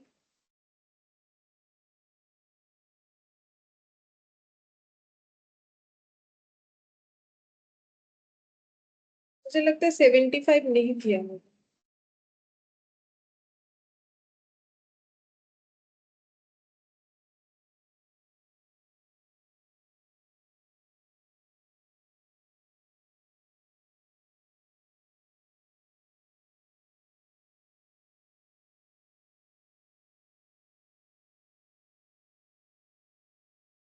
क्या क्या हम बताते हैं, 4,80,000, 1,28,000, फिर 8,80,000, फिर 5,50,000, 185, 175, 2,00,000 और 75। 11, 19 और 3,19 होना चाहिए, 3,11 आ गया। ठीक है, एक बार हम देखते हैं, 19 आ रहा है, अच्छा तब सही है, हम लिख देते क्योंकि 3,19 होना चाहिए, 3,19 आ रहा है तो सही है। फिर एक बार चेक करो, 3,19 अगर नहीं आ रहा है एक बार फिर से चेक करो, 3,19 होना चाहिए। और 4 लाख में क्या लिखना? कौन सा वाला बोलो, डेबिट? एक है, हाँ, आप सब ऊपर लिखना। सेमिनार और कॉन्फ्रेंस रिसिप्ट 4,80,000, यही है, ये नहीं लिखे थे? तभी वो करता है। अच्छा ठीक है, अब आ रहा है ना इतना, हाँ 26,73 आ रहा है, 3,90,000 आ रहा है, ठीक है, 3,90,000 लिख लो, आ रहा है मतलब, 2-3 जन ने मुझे बोल रहे हैं आ रहा है तो इसका मतलब सही है, लिख लो 3,90,000, बाद में चेक कर लो, ठीक है। अब यहाँ पर ऐड कर लेते हैं सरप्लस 3,90,000, तो कितना हो जाएगा टोटल लगाने से, 19,25,000, ठीक है, 19,25,000, और ये सब ऐड करने के बाद इधर देखते हैं कितना है। तुम लोग एसेट साइड करो, हम लाइबिलिटी साइड करें, इसमें कम debt, 19,25 plus 1,50,000 plus 8,00,000, total 61 lakh 10 पर है। क्या बैलेंस शीट, हाँ 61,10, हाँ तब तो सही है, 61,10 होना चाहिए। आ रहा है, अच्छा 61,10,000, हाँ लाइबिलिटी साइड मेरा भी आ रहा है, इधर का देख लो 61,10,000 आ रहा है, ठीक है, हम भी देख रहे हैं तुम लोग के साथ, -6,42, -125 আসছে, अच्छा आ रहा है, एसिड साइड भी आ रहा है, तो अगर तुम लोगों ने ये सब सही सही लिखा है तो लिख सकते हो 61,10,000 हो जाएगा, 61,10,000 हो रहा है, ठीक है।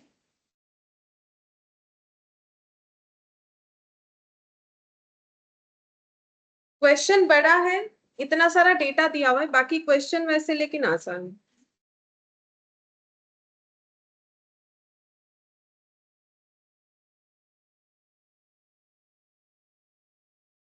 हुआ है, देखो वर्किंग नोट भी बस 2 ही बना, ज्यादा कुछ वर्किंग नोट भी नहीं बना, ऐसे ही हो जाएगा, लेकिन बहुत सारा डेटा है, यही देख लो,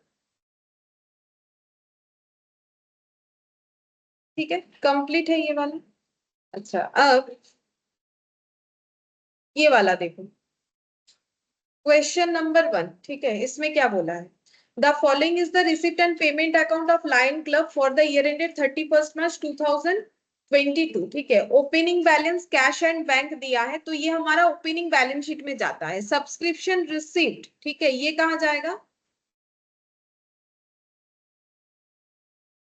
हाँ इनकम एक्सपेंडिचर में, लेकिन पूरा तो नहीं जाएगा क्योंकि देखना पड़ेगा अगर कोई एडजस्टमेंट है तो। एंट्रांस डोनेशन, अब डोनेशन पे कुछ बोला है तो वैसे ट्रीट करेंगे, नहीं बोला है तो एंट्रांस डोनेशन हम लोग का क्या होता है, इनकम। ठीक है, अगर कैपिटलाइज करने बोलेगा तो उस हिसाब से जितना कैपिटलाइज उतना करेंगे। फिर इंटरेस्ट रिसिप्ट बोला है तो ये भी इनकम में जाएगा। सेल ऑफ एसेट कहाँ जाता है, बोलो, लास्ट भी नहीं किया था एक 80 रुपीज का सेल ऑफ एसेट था, कॉस्ट ऑफ एसेट 80 मैंने बोला था सेल।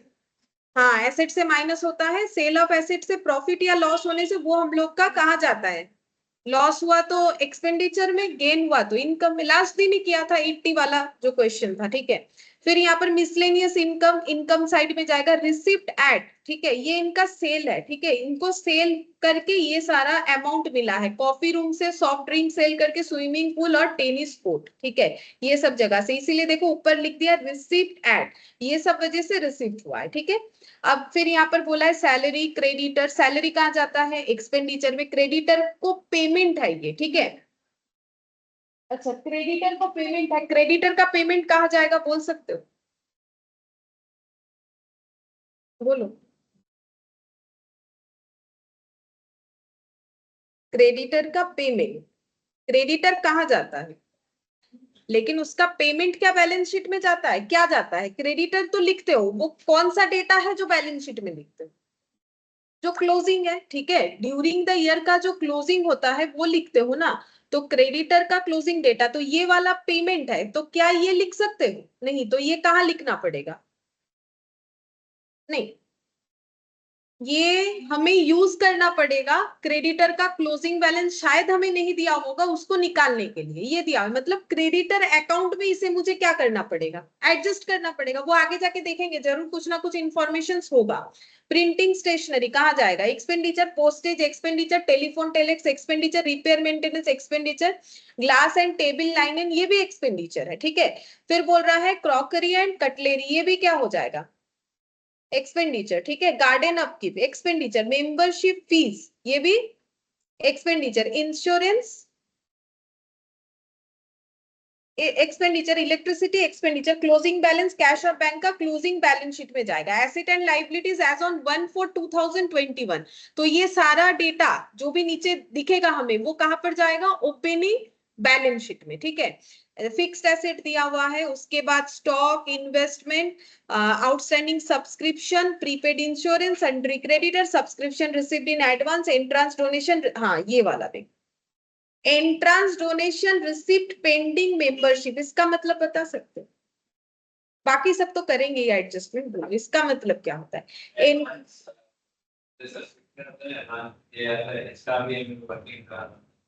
हाँ लेकिन ये है क्या, एंट्रांस डोनेशन रिसीप्ट, तो एंट्रांस डोनेशन देने से ये लोग शायद मेंबरशिप इशू करते हैं, इसीलिए लिखा हुआ है देखो, entrance donation receipt pending membership, donation ले लिया है लेकिन अभी तक मेंबरशिप नहीं दिया है, तो ये इनके लिए क्या होगा, लाइबिलिटी। इन्होंने पैसा लिया है लेकिन अभी तक उस पैसे के लिए जो सर्विस देना है, जैसे मेंबरशिप देना है, तो वो नहीं दिया है, तो वो क्या हो जाएगा, लाइबिलिटी हो जाएगा। ग्रेचुइटी फंड ये होता है रिटायरमेंट के टाइम पे मिलता है, जैसे पेंशन फंड होता है ना, वैसे ग्रेचुइटी फंड भी होता है, तो ये फंड है तो कहाँ जाएगा बोलो, लाइबिलिटी बैलेंस शीट में जाएगा। सब्सक्रिप्शन रिसीव्ड इन एडवांस, तो सब्सक्रिप्शन का हमें यहाँ पर डिटेल्स दिया है 31 मार्च का, ये भी हम लोग का क्या है, एडवांस में रिसीव किया है, तो ये हम लोग का क्या है, करेंट लाइबिलिटी। ये जो हम लोग का करेंट बैलेंस शीट है वहां पर जाएगा। आउटस्टैंडिंग सब्सक्रिप्शन ये क्या हो जाएगा, current asset. Outstanding expenses, salary और इलेक्ट्रिसिटी, ये क्या हो जाएगा, करेंट लाइबिलिटी। 50%, ये देखो 50% of entrance donation was to be capitalized, तो डोनेशन, एंट्रांस डोनेशन जो रिसीव होता है उसका 50% कैपिटलाइज्ड करने का मतलब 50% बैलेंस शीट में जाएगा। अब यहाँ पर बोला है there was no pending membership as on 31 March 2022, मतलब जैसे प्रीवियस ईयर में डोनेशन ले लिया था मेंबरशिप देने के लिए बट मेंबरशिप नहीं दिया गया था, ऐसा इंसिडेंट इस साल कुछ भी नहीं है। मतलब इस साल एंट्रेंस डोनेशन का जो भी रिसिप्ट हुआ है कुछ भी लाइबिलिटीज नहीं। ठीक है, यहाँ पर डोनेशन पे काफी सारा एडजस्टमेंट है, तो डोनेशन यहाँ पर एक इंपॉर्टेंट पॉइंट है, यहाँ पर तुम लोग को डोनेशन के बारे में अलग चीज सीखने को मिलेगा। फिर बोल रहा है cost of asset sold net, ये देखो अभी वहां पर हम लोगों ने पढ़ा था ना, एसेट बिक गया, अब बोल रहे जो एसेट बिका उसका कॉस्ट कितना है, 10,000, अब बिका कितने में वो यहाँ बताया था, देखो कितने में बिका, कहा गया, ये रहा। तो बोलो प्रॉफिट है कि लॉस है? लॉस है, प्रॉफिट नहीं होगा, लॉस होगा। 10,000 का एसेट अगर 8,000 में बेचोगे तो लॉस नहीं हुआ। 10,000 कॉस्ट था, 8,000 बेच दिया, लॉस, कितना लॉस? 2,000। कहाँ लिखना है? अभी बताया था, अभी बताया, 5 मिनट भी नहीं। अच्छा, डेप्रिसिएशन जो है 10% एसेट पे लगाना है। सम ऑफ 20,000 रिसीव्ड इन अक्टूबर 2021। अब देखो फिर से वही डोनेशन पे काफी सारा चीज बोल रखा है। 20,000 में हम लोगों ने एक अमाउंट रिसीव किया था अक्टूबर में एंट्रेंस डोनेशन के लिए, एक एप्लीकेंट से, वाज टू बी रिफंडेड। ये हमें वापस कर देना है। क्यों? As he has not fulfilled the requisite membership qualification. Membership के लिए जो क्राइटेरिया है वो फुलफिल नहीं कर रहा है, लेकिन उसने एंट्रेंस डोनेशन फीस दिया था, तो बोल रहे कि ये रिटर्न कर देंगे हम लोग। तो ये लाइबिलिटी हो गया, मेरे पास ये अमाउंट आ गया लेकिन मुझे ये सर्विस देना नहीं है, तो हम रिफंड करेंगे। तो अगर रिफंड करेंगे तो मेरे लिए, अगर वो पैसा भी मेरे पास पड़ा हुआ है तो वो मेरे लिए क्या हो जाएगा? लाइबिलिटी। ठीक है, और ये पैसा रिफंड कब किया जाएगा? बोल रहा है 3 जून को रिफंड किया जाएगा, ऐसा डिक्लेरेशन दिया गया है। लेकिन हम लोग अकाउंट्स कब का क्लोज कर रहे हैं? तो इस दिन तो हम लोग रिफंड करेंगे, लेकिन तब तक हमारे लिए ये क्या बन जाएगा? Current liability. ठीक है। अच्छा, फिर परचेज बोला है, कितना परचेज हुआ है ड्यूरिंग द ईयर? 15 लाख। अब फिर से वो परचेज दिया है, क्लोजिंग स्टॉक दिया है, मतलब हमें क्या बनाना चाहिए? ट्रेडिंग। ठीक है, ट्रेडिंग का हम लोग बनाएंगे। Club as a matter of policy charges off to income expenditure account all purchase made on account of. अच्छा, ये देखो क्लब का एक पॉलिसी है, ठीक है, उसके हिसाब से वो क्या करते हैं, इनकम एंड एक्सपेंडिचर में सारे परचेज जो भी होता है in respect of crockery, cutlery, glass, linen, ये सभी जो है परचेज बोल के दिखाते हैं। मतलब इसका हम लोग चाहे तो वर्किंग नोट भी बना सकते हैं। ठीक है, तो वही बोल रहा है कि ये सब ये स्टॉक की तरह काउंट करेगा। ठीक है, तो यहाँ पर बस इतना ही दिया है। चलो प्रिपेयर क्या करने बोला? इनकम एक्सपेंडिचर अकाउंट और बैलेंस शीट बनाओ। ठीक है, इनकम एक्सपेंडिचर और बैलेंस शीट स्ट्रक्चर बनाओ, बताते हैं कैसे होगा।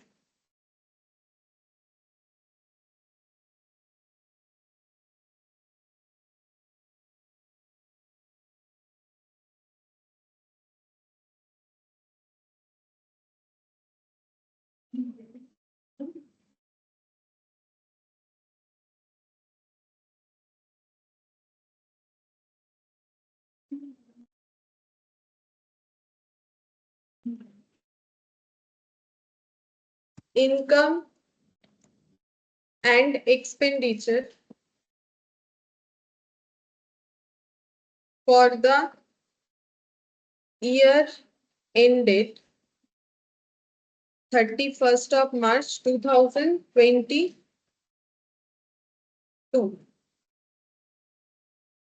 अच्छा, इसमें भी काफी सारा डेटा है, इसमें भी लगभग 1 पेज रखना चाहिए।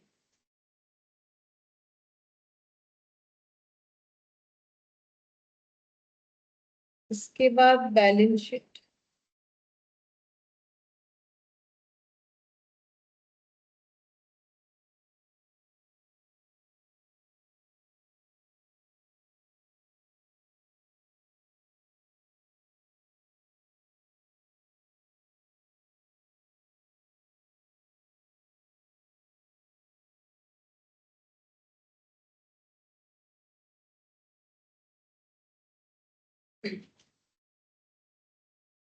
अच्छा, कैपिटल फंड कहीं नहीं था, हम लोगों ने पूरा क्वेश्चन पढ़ा, कहीं पर भी कैपिटल फंड नहीं था। मतलब हम लोग का opening balance sheet working note में बनना चाहिए। ठीक है, तो पहला डिटेल्स देखो, हमें ओपनिंग बैलेंस शीट से ही दिख रहा है, तो हम लोग वर्किंग नोट बना लेते हैं। ठीक है, तो वर्किंग नोट बनाते हैं। मैंने बैलेंस शीट का इतना जगह रखा है, तुम लोग अपने हिसाब से जगह रखो। ठीक है, हम यहीं पर बना रहे। वर्किंग नोट नंबर 1 पहला हो जाएगा ओपनिंग बैलेंस शीट का। Opening balance sheet, opening balance sheet का डेट भी अगर लिखना चाहो लिख लो, 1/4/2021 होगा। हाँ, 21 होगा। ठीक है,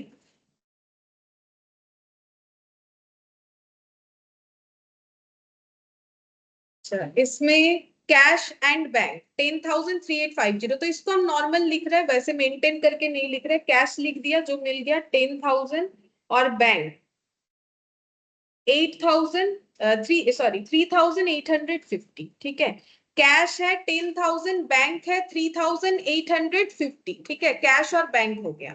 अच्छा, इसके बाद सब्सक्रिप्शन रिसिप्ट बोला है, बट सब्सक्रिप्शन में हम लोगों ने देखा काफी सारा एडजस्टमेंट है, तो इसका भी हम लोग वर्किंग नोट बनाएंगे, क्योंकि मोर देन 2 या 3 एडजस्टमेंट होता है तो ओरली करना, वैसे एडलेस करके करना मुश्किल हो जाता है। अगर करना चाहो तो कर सकते हो, लेकिन हम यहाँ पर वर्किंग नोट करवा देते हैं।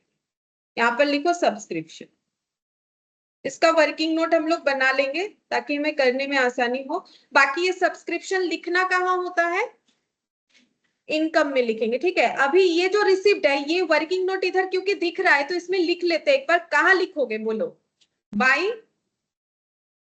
ये तो रिसिप्ट है, रिसिप्ट पेमेंट अकाउंट से, तो क्या बोल के लिखोगे ये अमाउंट, बाई कैश या बैंक, ठीक है, जो लिखना है लिखो, बाई कैश या बैंक 2,02,750, ठीक है। ये वर्किंग नोट में लिखा, लेकिन ये मेनली जाएगा कहाँ मेरा, इनकम साइड में, बाई सब्सक्रिप्शन बोल के, बाई सब्सक्रिप्शन, और ब्रैकेट में लिख दो वर्किंग नोट नंबर 2, ठीक है। वर्किंग नोट नंबर 2 से हम लोग डेटा यहाँ पर लिख देंगे, ठीक है। ये सब्सक्रिप्शन हो गया। अच्छा, इसके बाद एंट्रांस डोनेशन, इस पे भी काफी सारा एडजस्टमेंट बोला हुआ था, तो इसको भी लिखो इधर, by entrance donation, entrance donation लिख लो, और ब्रैकेट में लिख दो वर्किंग नोट नंबर 3, इसका भी हम लोग वर्किंग नोट बनाएंगे, ठीक है। तो एक वर्किंग नोट नंबर 3 भी बनाओ इसके बाद, ठीक है। ये देखो, जैसे यहाँ सब्सक्रिप्शन लिखा है, नेक्स्ट लिखेंगे वर्किंग नोट नंबर 3 डोनेशन, ठीक है। डोनेशन पे अभी तक देखो हमें जरूरत नहीं पड़ा, लेकिन क्योंकि यहाँ पर इतना सारा चीज है तो हम समझाने के लिए यहाँ पर एंट्रेंस डोनेशन का वर्किंग नोट बनाएंगे। अब मुझे बोलो, ये जो डोनेशन 1 लाख है, इसको तुम लोग क्या बोल के लिखोगे, ये तो कैश बुक में दिख रहा है, रिसिप्ट पेमेंट मतलब तो कैश बुक, तो इसका एंट्री क्या हुआ होगा,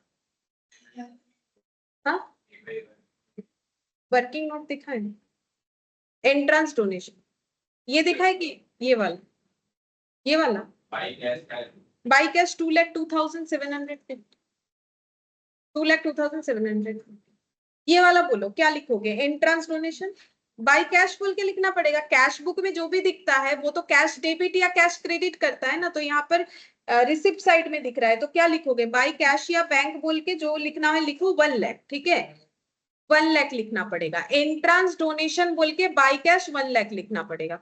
इसके बाद इंटरेस्ट रिसिप्ट, अब इंटरेस्ट किस बात का रिसिप्ट हुआ है बोल सकते हो, यहाँ पर हम लोग का एक इन्वेस्टमेंट था, ये देखो यहाँ कहाँ दिया था, वर्किंग नोट में तुम लोग देखोगे, वर्किंग नोट में सॉरी, ये इंफॉर्मेशन में, ये देखो इन्वेस्टमेंट था ना 5 लाख का, तो इसी का ही इंटरेस्ट मिल रहा होगा, इंटरेस्ट ऑन इन्वेस्टमेंट बोला, मतलब ये गवर्नमेंट सिक्योरिटीज जो था इस पे। तो बोलो अगर 5 लाख का इन्वेस्टमेंट था 12% करके, तो कितना इंटरेस्ट मिलना चाहिए था, 60,000।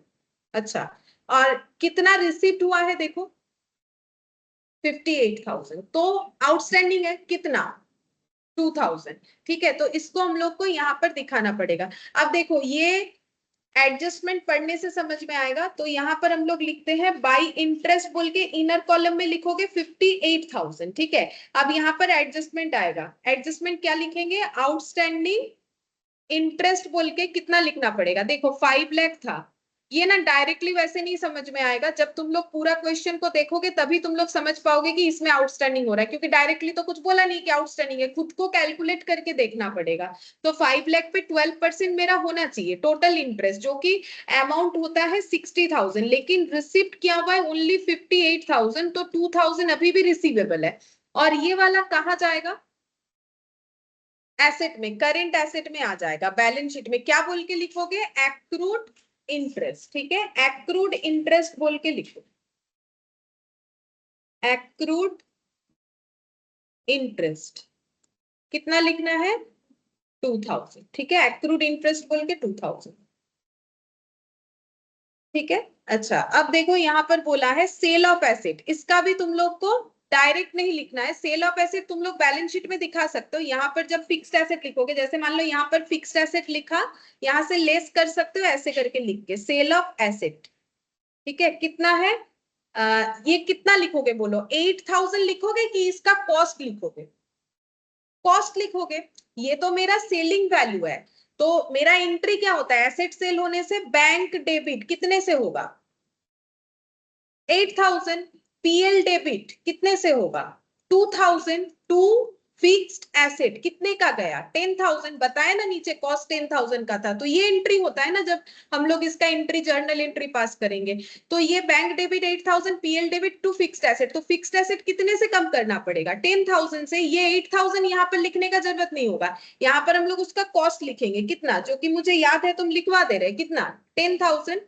और ये 8,000 का इम्पैक्ट कहाँ दिखाएंगे, यहां दिखाएंगे loss on sale of fixed asset. लिखो यहाँ पर to loss on sale of fixed asset कितना होगा 10,000 माइनस 8,000। ठीक है, इस पे कोई डेप्रिसिएशन वगैरह हमें अलग से नहीं बोला था, तो डायरेक्टली ऐसे लिख सकते हैं 10,000 माइनस 8,000 कितना हो जाएगा 2,000। ठीक है, इस क्वेश्चन में एक चीज अगर देखोगे सारे एडजस्टमेंट डायरेक्टली नहीं दिए हैं। ठीक है, हमें थोड़ा थोड़ा सोचना पड़ेगा। जैसे ये 8,000 तुम लोग सोचोगे कहीं पुट कर दोगे, ये कहीं अलग से पुट नहीं होगा, ऐसे करके होगा। ठीक है, अच्छा अब यहाँ पर मिसलेनियस इनकम लिखो बाई साइड में, ये तो डायरेक्टली लिख दोगे। लिखो इसके नीचे इंटरेस्ट के नीचे बाई मिसलेनियस इनकम 9,000।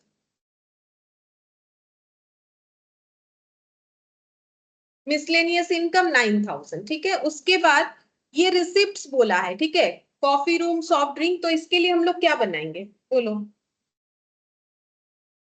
एक ट्रेडिंग जैसा बना सकते हैं। ठीक है, बोला था ना इसके लिए हम लोग ट्रेडिंग अकाउंट की तरह बनाएंगे, तो बनाओ वर्किंग नोट नंबर 4। ठीक है, ऐसे बना लो। यहाँ पर टी शेप में भी बना सकते हो, स्टेटमेंट करके भी बना सकते हो। रिसिप्ट का मतलब क्या हो जाता है सेल। ठीक है, तो टोटल सेल कितना हो जाएगा बाई रिसिप्ट बोल के लिख दो।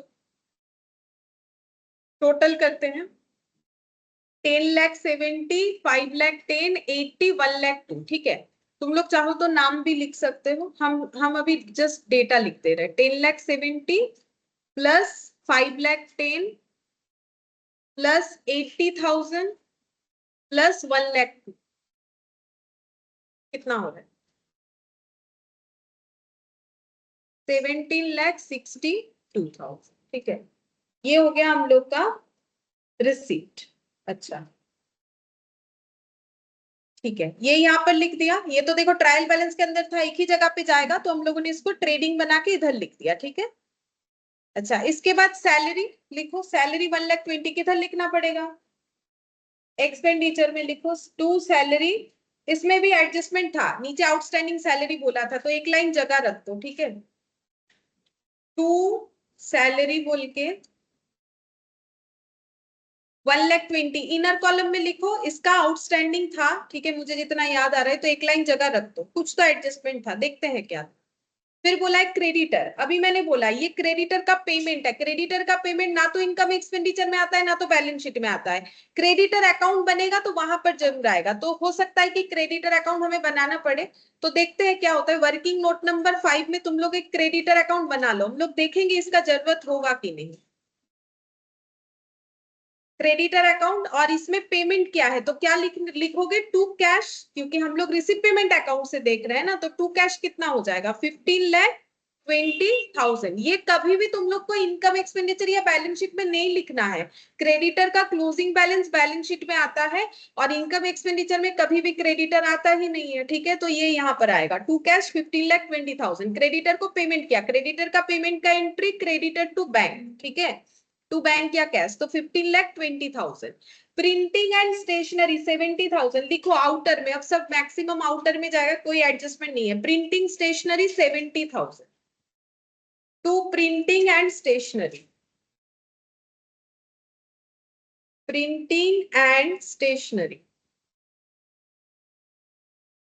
70,000। इसके बाद लिखो पोस्टेज आउटर में 40,000 टू पोस्टेज 40,000।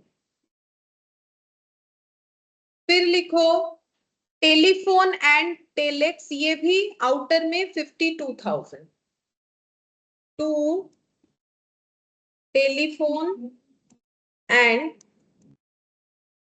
टेलेक्स आउटर में 52,000। इसमें भी कोई एडजस्टमेंट नहीं था। टेलीफोन के बाद रिपेयर मेंटेनेंस 48,000, ये भी आउटर में लिखो रिपेयर एंड मेंटेनेंस, ये भी आउटर में लिखो 48,000। Repair and maintenance 48,000।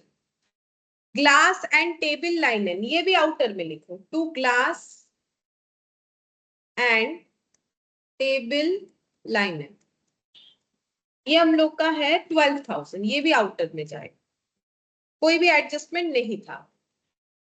अच्छा, उसके बाद क्रॉकरी एंड कटलेरी, ये भी आउटर में जाएगा 14,000।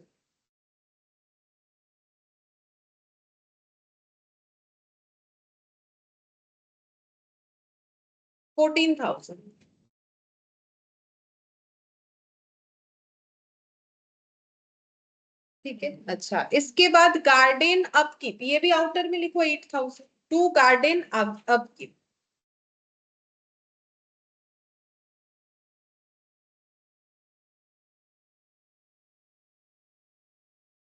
अपकीप ये हम लोग का है 8,000, ये भी आउटर में जाएगा, कोई एडजस्टमेंट नहीं था। अच्छा, इसके बाद इंश्योरेंस 5,000, इसमें था शायद, ठीक है। अच्छा, मेंबरशिप फीस ये लिखो 4,000, मेंबरशिप फीस ये आउटर में जाएगा, टू मेंबरशिप फीस 4,000।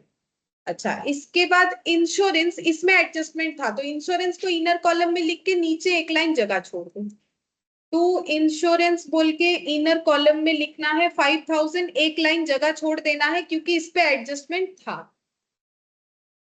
अच्छा, इंश्योरेंस के बाद इलेक्ट्रिसिटी 28,000, इस पे भी एडजस्टमेंट था, ये भी आउटर में लिख के, सॉरी इनर में लिख के जगह छोड़ो, इलेक्ट्रिसिटी 28,000, ये भी इनर में जाएगा बस। और यहाँ पर कुछ नहीं दिख रहा है, ये कंप्लीट हुआ। कैश और बैंक कहाँ लिखोगे, जो बैलेंस शीट बना रहे हो फाइनल सोल्यूशन के लिए वहां लिखोगे। कैश में लिखना है 8,000, बैंक में 2,24,600। फिर से बोल दे रहे, कैश में लिखना है, कैश में लिखना है 8,000, लिखो कैश में लिखना है 8,000, ठीक है। और बैंक लिखना है 2,24,600, 2,24,600, ठीक है, ये हो गया। अच्छा, अब यहाँ पर ओपनिंग जो वर्किंग नोट बनाए थे ओपनिंग बैलेंस शीट का, वहां पर डेटा लिखते जाओ। फिक्स्ड एसेट कहाँ लिखोगे, बैलेंस शीट में कितना, मतलब एसेट साइड में 5 लाख, यहाँ मत लिख दो, यहाँ भी लिख सकते हो, यहाँ पर भी 5 लाख लिख सकते हो, उसका एडजस्टमेंट करना पड़ेगा। पहले यहाँ पर वर्किंग नोट में लिखते हैं। अच्छा, मेरा वर्किंग नोट इसके नीचे ही बना हुआ है, ठीक है, तो यहाँ पर लिखते हैं फिक्स्ड एसेट कितना लिखेंगे, 5, ठीक है। अच्छा, यहाँ 5 लाख हुआ।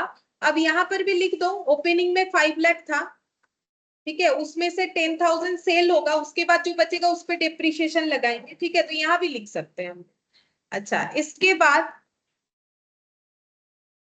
स्टॉक, ये कैसा स्टॉक है, ईयर एंड में दिखा रहा है, मतलब उस साल के तो ईयर एंड में दिखा रहा है, तो एक साल का क्या होगा, दूसरे का ओपनिंग, ठीक है। तो ये क्लोजिंग स्टॉक कौन से बैलेंस शीट में जाए, अगर ये क्लोजिंग है, ये वाले बैलेंस शीट में, ये जो रफ में बन रहा है, ठीक है, तो यहाँ पर लिखो क्लोजिंग स्टॉक, कितना लिखोगे, 3,80,000, ये क्लोजिंग स्टॉक हो गया। और यही क्लोजिंग स्टॉक तुम लोग को ओपनिंग बोल के कहाँ लिखना पड़ेगा, वो जो ट्रेड, हाँ 3,80,000, क्लोजिंग स्टॉक था 3,80,000, ठीक है।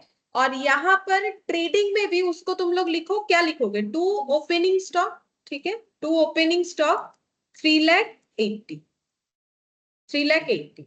अच्छा, इसके बाद इन्वेस्टमेंट 12% गवर्नमेंट सिक्योरिटीज, बोलो ये कहाँ लिखोगे। एक तो ओपनिंग बैलेंस शीट में मुझे दिया है, तो ये मुझे ओपनिंग बैलेंस शीट में एसेट साइड में इन्वेस्टमेंट बोल के 5 लाख दिखाना है, और कहाँ दिखाना पड़ेगा, क्लोजिंग वाले बैलेंस शीट में भी दिखाएंगे, क्योंकि ऐसा तो नहीं बोला है कि इन्वेस्टमेंट हम लोगों ने सेल कर दिया, क्योंकि उसका इंटरेस्ट भी तो इस साल रिसीव किया, तो ये इन्वेस्टमेंट मेरे पास प्रीवियसली भी था और अभी भी है, तो इन्वेस्टमेंट बोल के दोनों बैलेंस शीट में लिख दो 5 लाख 5 लाख, ठीक है, इन्वेस्टमेंट बोल के दोनों बैलेंस शीट में लिख दो 5 लाख 5 लाख। तो यहाँ हम क्लोजिंग स्टॉक के नीचे ही लिख रहे हैं 5 लाख, और यहां भी लिखो इन्वेस्टमेंट, यहां पर इन्वेस्टमेंट ब्रैकेट में लिख सकते हो 5% इंटरेस्ट, क्योंकि यहाँ जगह है तो मैंने लिख दिया, उसमें तो उतना जगह नहीं मिला मुझे, मैंने जो रफ वर्क बनाया है तो यहाँ जगह मिला तो लिख दिया मैंने, इन्वेस्टमेंट यहाँ पर 5 लाख हो जाएगा, ठीक है। अच्छा, इसके बाद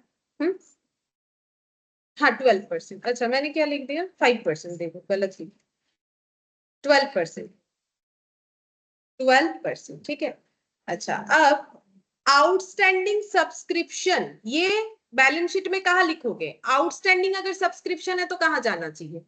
एसेट होगा, करंट एसेट में लिखोगे, क्योंकि ये ओपनिंग बैलेंस शीट का डेटा है तो तुम लोग को यहाँ लिखना पड़ेगा आउटस्टैंडिंग सब्सक्रिप्शन 12,000, ठीक है। साथ ही साथ सब्सक्रिप्शन अकाउंट में बोलो तो ये आउटस्टैंडिंग सब्सक्रिप्शन किधर लिखोगे? ये मेरा ओपनिंग ईयर का है, बोलो इतना। टू बैलेंस बीडी, ठीक है, टू बैलेंस बीडी, इस पे तो हम लोगों ने काफी कैलकुलेशन किया। देखो टू बैलेंस बीडी ऊपर का जो रहता है वही तो ओपनिंग में जाता है। टू बैलेंस बीडी कितना हो जाएगा? 12,000, ठीक है। अच्छा, अब नेक्स्ट देखते हैं, प्रीपेड इंश्योरेंस कितना बोला है? 1,000। ये भी हमारा प्रीवियस ईयर का ही सब बता रहा है। प्रीपेड इंश्योरेंस भी एसेट होगा, कहाँ लिखेंगे? आउटस्टैंडिंग सब्सक्रिप्शन के नीचे। प्रीपेड इंश्योरेंस, मेरा जगह बहुत कम हो गया, 1,000, क्या हालत है, 1,000 लिखा है मैंने, ठीक है। प्रीपेड इंश्योरेंस 1,000 लिखा है। अच्छा, अब ये मत सोचो कि ये वाला तुम लोग वहां इंश्योरेंस में माइनस कर दोगे, ये 1 for 2021 का है तो माइनस नहीं करना है, ये सिर्फ यहीं पर लिखना है, ठीक है। प्रीपेड इंश्योरेंस 1,000 लिख लिए हो। अच्छा, इसके बाद सन्ड्री क्रेडिटर 1,12,000, ये किधर लिखोगे? बैलेंस शीट किधर लिखोगे? सन्ड्री क्रेडिटर, सन्ड्री क्रेडिटर 1,12,000, ठीक है।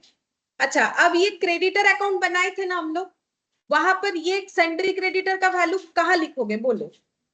Bye balance BD, opening liability है, क्रेडिटर लाइबिलिटी होता है ना, तो ओपनिंग लाइबिलिटी 1,12,000, ठीक है। सन्ड्री क्रेडिटर इसका लिख दिया यहाँ पर मैंने। अच्छा, इसके बाद सब्सक्रिप्शन रिसीव्ड इन एडवांस, ये क्या है? लाइबिलिटी, तो किधर लिखोगे? लाइबिलिटी साइड में 15,000 लिखो, पहले बैलेंस शीट में लिखो एडवांस सब्सक्रिप्शन, बैलेंस शीट में लिखते हैं एडवांस सब्सक्रिप्शन, ठीक है। ये हो गया 15,000, और सब्सक्रिप्शन अकाउंट को कंप्लीट करने के लिए वो भी लिख लेते हैं ओपनिंग का एडवांस, क्या होगा? एडवांस सब्सक्रिप्शन लाइबिलिटी होता है, ओपनिंग है तो बाय बैलेंस बीडी होगा, नहीं होगा? बाय बैलेंस बीडी तो होगा, ओपनिंग है तो 15,000 हो गया। अच्छा, अब इसके बाद entrance donation receipt pending membership, अभी तुम लोग को बताया कि अगर मैंने एंट्रांस डोनेशन रिसिप्ट किया है बट उसके अगेंस्ट में मेंबरशिप नहीं दिया है तो वो मेरे लिए क्या है? लाइबिलिटी है। तो एंट्रांस डोनेशन का देखो मैंने यहाँ पर बनाया है एंट्रांस डोनेशन, तो by balance BD opening liability लिखो, बाय बैलेंस बीडी कितना लिखेंगे? 1 लाख, ठीक है। और एक बार कहाँ लिखेंगे? मतलब ये तो एंट्रांस डोनेशन में लिख दिया, और कहाँ लिखोगे? बैलेंस शीट में करंट लाइबिलिटी है ना, लिखो क्या लिखोगे? एडवांस एंट्रांस डोनेशन, ऐसे लिख दो, एडवांस सब्सक्रिप्शन के नीचे advance entrance donation 1 lakh, advance entrance donation बोल के एडवांस सब्सक्रिप्शन के नीचे लिख लो 1 लाख, ठीक है।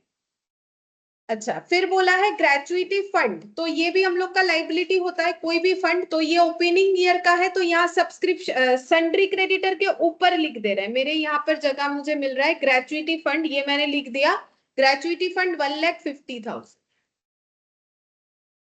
ठीक है, 1,50,000।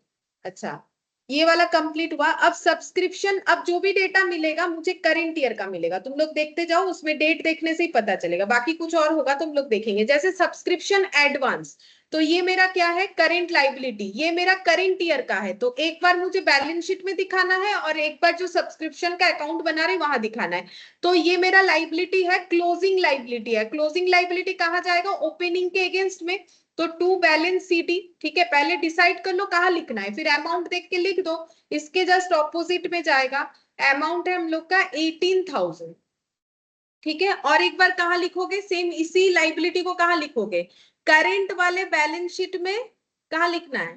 करंट लाइबिलिटी में, ठीक है। तो करंट वाला बैलेंस शीट इधर ही है मेरा, ठीक है। तो यहां पर लिखना पड़ेगा एडवांस सब्सक्रिप्शन, अमाउंट कितना था? 18,000, ठीक है। अच्छा, इसके बाद आउटस्टैंडिंग सब्सक्रिप्शन 7,000, तो ये करेंट ईयर का एसेट हो गया, क्लोजिंग एसेट, ठीक है। तो क्लोजिंग एसेट पहले बोलो किधर लिखोगे? इधर लिखना है, ठीक है। 7,000 लिखो। करेंट ईयर का किधर लिखोगे? जहां ओपनिंग लिखे उसके ऑपोजिट में लिखोगे, और इसको कहाँ लिखना पड़ेगा? बैलेंस शीट में। ठीक है, तो लिखो आउटस्टैंडिंग सब्सक्रिप्शन। आउटस्टैंडिंग सब्सक्रिप्शन, इसका अमाउंट है हम लोग का 7,000 शायद ना। 7,000। ठीक है, अच्छा इसके बाद देखो आउटस्टैंडिंग सैलरी बोला है 8,000, आउटस्टैंडिंग इलेक्ट्रिसिटी 15,000। ये दोनों हम लोग के बैलेंस शीट में करेंट लायबिलिटी में जाएगा, और जहां तुम लोगों ने एक एक लाइन जगह रखा है वहां ऐड कर देना है। ठीक है, हम पहले बैलेंस शीट में लिखते हैं। मेरे यहाँ पर ये वाला पेज ओपन है, तो यहाँ पर लिखते हैं आउटस्टैंडिंग सैलरी और आउटस्टैंडिंग इलेक्ट्रिसिटी। ठीक है, सैलरी वाला वैल्यू है 8,000 और इलेक्ट्रिसिटी है 15,000। अब ये सेम डेटा तुम लोग जो एक्सपेंडिचर में जगह रखे थे एक एक लाइन, वहां पर ऐड करके लिख दो सैलरी और इलेक्ट्रिसिटी में। ठीक है, ऐड करके लिख दो।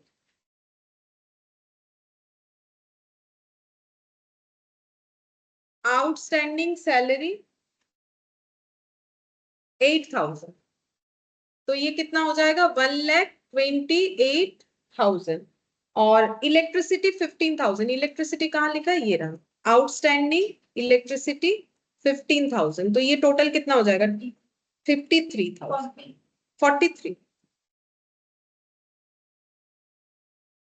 43,000। ठीक है, दोनों उधर भी लिख दिया, इधर भी लिख दिया। ठीक है, अच्छा अब नेक्स्ट देखते हैं 50%। अब ये वाला 50% of the entrance donation was to be capitalized, there was no pending membership as on 31 March 2022। लेकिन और एक बोला था ना कहीं पर, और कुछ नहीं बोला था क्या?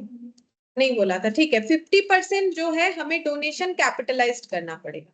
ठीक है, तो एक बार डोनेशन वाले पॉइंट पे आते हैं। देखो ये हम लोग का लाइबिलिटी वाला है। हाँ, एक चीज बोला था ना, किसी को हमें रिटर्न करना है। ये देखो ये वाला पॉइंट भी डोनेशन को रिलेट करता है। 20,000 अक्टूबर में वापस कर देंगे, डोनेशन का पैसा ले रखा है, तो ये लाइबिलिटी है। कौन से ईयर का है? करेंट ईयर का कि प्रीवियस ईयर का? अक्टूबर 21 बोला है, तो तुम लोग बताओ। प्रीवियस हो रहा है। प्रीवियस मेरा कहां से कहां तक होगा? करेंट हो रहा है ना। देखो 1 अप्रैल 2021 से 31 मार्च 2022 तक तो मेरा करेंट ईयर चल रहा है, तो इसी में तो मेरा अक्टूबर 2021 आएगा, है ना। तो फिर करंट ईयर हो गया। तो करंट ईयर का लाइबिलिटी है, तो क्लोजिंग लाइबिलिटी। करंट ईयर का लाइबिलिटी मतलब क्लोजिंग लाइबिलिटी। क्लोजिंग लाइबिलिटी को यहाँ पर कैसे दिखाओगे? टू बैलेंस शीट, जो रूल्स हर लाइबिलिटी अकाउंट के लिए होता है वो यहाँ पर भी होगा। कितना लिखेंगे? 10,000। ठीक है, अब मेरा क्वेश्चन ये है कि देखो हम लोगों के पास टोटल डोनेशन का अमाउंट कितना है? प्रीवियसली 1 लाख का हम लोग ले रखे थे, वो लाइबिलिटी इसीलिए दिखा रखा है क्योंकि हम लोगों ने उसके अगेंस्ट में अभी तक मेंबरशिप फीस नहीं दिया था, और 1 लाख का इस बार कैश रिसीव किया। तो टोटल कितना रिसीव हुआ? 2 लाख। लेकिन उसमें से 10,000 तो मुझे वापस कर देना है, ये मुझे पता है, लेकिन वो 3 जून को करेंगे। तो मेरे पास एक्चुअली इनकम बेसिस पे कितना रहेगा? 180। 80 हो रहा है कि 90 हो रहा है? 90। अच्छा 190। अब 190 का जो मेरा इनकम है वो पूरा इनकम नहीं दिखा सकते। रूल्स बोला है 50% दिखाओ इनकम, 50% दिखाओ कैपिटलाइज्ड करके। तो 190 का 50-50 करो, कितना होता है? 95। अच्छा ये 10,000 नहीं, ये 20,000 था, मैंने गलत लिख दिया, सॉरी। ये 20,000 था, इसको ठीक कर लो ना, मैंने 10,000 लिख दिया, ये 20,000 था। हाँ, तो कितना हो रहा है? 2 लाख। हाँ ये देखो ये 2 लाख हुआ। अब यहाँ पर 2 लाख में से हम लोग 20,000 रिफंड कर देंगे, पता है। तो मेरा इनकम कितना होगा एक्चुअली? 1,80,000। तो उसका 50% करोगे तो कितना आएगा? 90,000 और एक बार 90,000। तो 90,000 को 50-50 क्यों किया? क्योंकि क्वेश्चन बोला है एंट्रेंस डोनेशन को हमें 50% कैपिटलाइज करना है, 50% जो है हमें इनकम दिखाना है। तो जो कैपिटलाइज करोगे उसको 2 क्या बोल के लिखोगे, और जो इनकम एक्सपेंडिचर में उसको तो 2 इनकम एक्सपेंडिचर लिखोगे, और जो कैपिटलाइज करोगे उसको कैसे लिखोगे? कैपिटल फंड बोल के लिखोगे। कैपिटल फंड में हम लोग ऐड कर सकते हैं ना, तो टू कैपिटल फंड बोल के लिखेंगे। तो अब तुम लोग को इसका ट्रीटमेंट क्या करना पड़ेगा? ये 90,000 एंट्रेंस डोनेशन का जो वर्किंग नोट 3 लिखे थे वहां लिखो इनकम एक्सपेंडिचर में, और ये कैपिटल फंड के नीचे ऐड करके लिखो, या फिर एंट्रेंस डोनेशन कैपिटलाइज्ड बोल के लिखो, जो लिखना है लिखो। ठीक है, तो यहाँ पर लिखो एंट्रेंस डोनेशन कितना आया फिर हम लोग का इधर वर्किंग नोट 3 के अगेंस्ट में 90,000, ठीक है। और इधर लिखो कैपिटलाइज्ड में, यहाँ पर ऐसे लिखने से भी हो जाता है, एंट्रांस डोनेशन। यहाँ लिखने का मतलब ही है ये कैपिटलाइज्ड हुआ है, अगर कैपिटलाइज्ड नहीं भी लिखोगे तो इसका इम्प्लाइड मतलब है कि ये कैपिटलाइज्ड हुआ है। तो ये हो गया हम लोग का 90,000। बाकी चाहो तो ऐड भी करके दिखा सकते हो, ठीक है। अच्छा, अब कॉस्ट ऑफ एसेट का हम लोगों ने दिखाया, 10,000 से 8,000 लेस करके उसका लॉस भी दिखाया, 10,000 लेस करके भी लिखा था। अब डेप्रिसिएशन लगाना है एसेट पे 10%। तो यहाँ पर देखो एसेट बचा कितना, 5 लाख में से 10,000 का बेच दिया, बचा कितना। अब इस पे लगाओगे डेप्रिसिएशन, लगाओ 10%, कितना होगा 49,000। तो आउटर में कितना आएगा 4,41,000। और ये डेप्रिसिएशन को कहाँ दिखाना पड़ेगा, एक्सपेंडिचर में to depreciation on fixed asset बोल के 49,000, to depreciation on fixed asset बोल के 49,000, to depreciation on fixed asset बोल के 49,000। अच्छा, फिर ये पॉइंट ऑलरेडी डील कर चुके हैं। परचेज, ये परचेज कहाँ दिखाओगे, जो ट्रेडिंग अकाउंट बनाए हो ना वर्किंग नोट में, 15 लाख दिखाओ purchase, 15 lakh to purchase 15 lakh, ठीक है, टू परचेज 15 लाख। अच्छा, नेक्स्ट देखते हैं, the value of closing stock 2,10,000, ये भी इसी स्टॉक का है, तो यहाँ पर बाय क्लोजिंग स्टॉक लिखो 2,10,000। और कहां पर लिखोगे ये 2,10,000, बैलेंस शीट में लिखो, बैलेंस शीट में क्लोजिंग स्टॉक लिखो 2,10,000।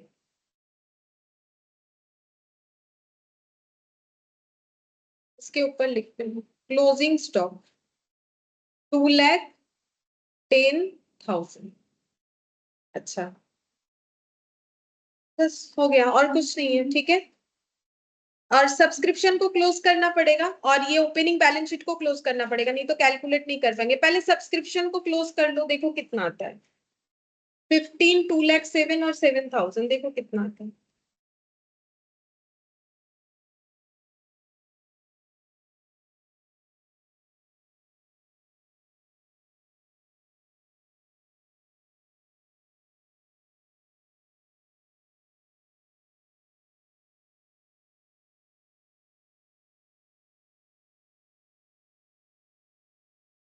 फिफ्टीन प्लस 7,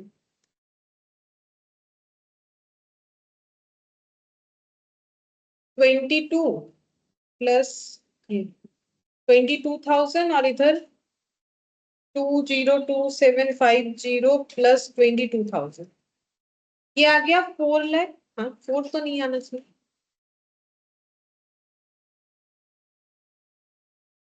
ना आ रहा है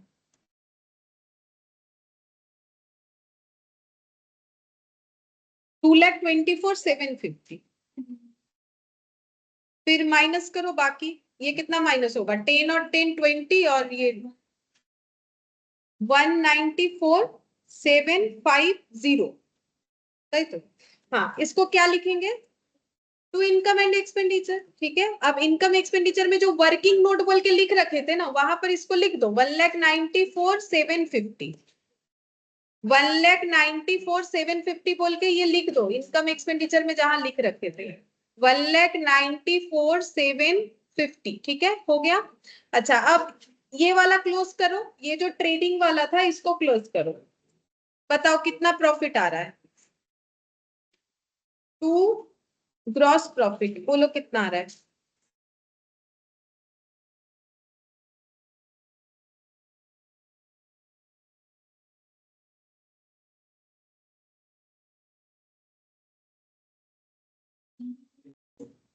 $92,000, ঠিক है।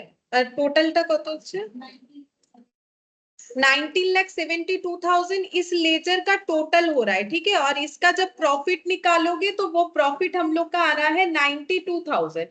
उस प्रॉफिट को कहाँ लिखना है तुम लोगों को, इनकम में लिखना है, बाय प्रॉफिट फ्रॉम ऑपरेशंस लिख सकते हो, ऑपरेशंस यानी एक्टिविटी जो ये लोग करते हैं जिससे इनका प्रॉफिट हुआ है, तो लिखो बाय प्रॉफिट फ्रॉम ऑपरेशंस।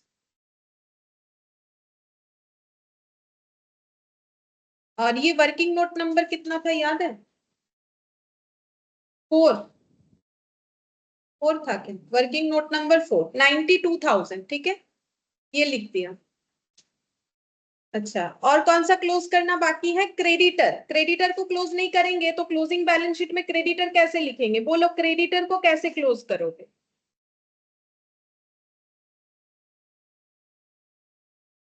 देखो, ये जो परचेज है, ये परचेज जो है, क्रेडिटर का एंट्री कब होता है? जब हम लोग कुछ परचेज करते हैं। तो परचेज यहाँ पर तो बोला नहीं कैश की क्रेडिट, लेकिन क्रेडिटर अकाउंट दिया है, तो फिर इससे क्या पता चलता है कि परचेज कैसे हुआ होगा? क्रेडिट में। अब अगर बता देता इसमें से कुछ कैश है तो हम लोग वो हटा सकते थे, बट कुछ नहीं बोला है, तो एज्यूम्ड कि सारा ही सारा क्रेडिट परचेज है। तो परचेज एंट्री क्या होता है? Purchase to creditor. तो क्रेडिटर में क्या लिखोगे? बाई परचेज कितना लिखोगे? जो परचेज तुम लोग को यहाँ दिख रहा है अपने ट्रेडिंग अकाउंट में कितना है? 15 लाख। अब लेजर को क्लोज करो, 15 और 1 लाख 12 कितना हो जाएगा? 16 लाख 12, ठीक है। और 16 लाख 12 से ये माइनस करने पे कितना आएगा?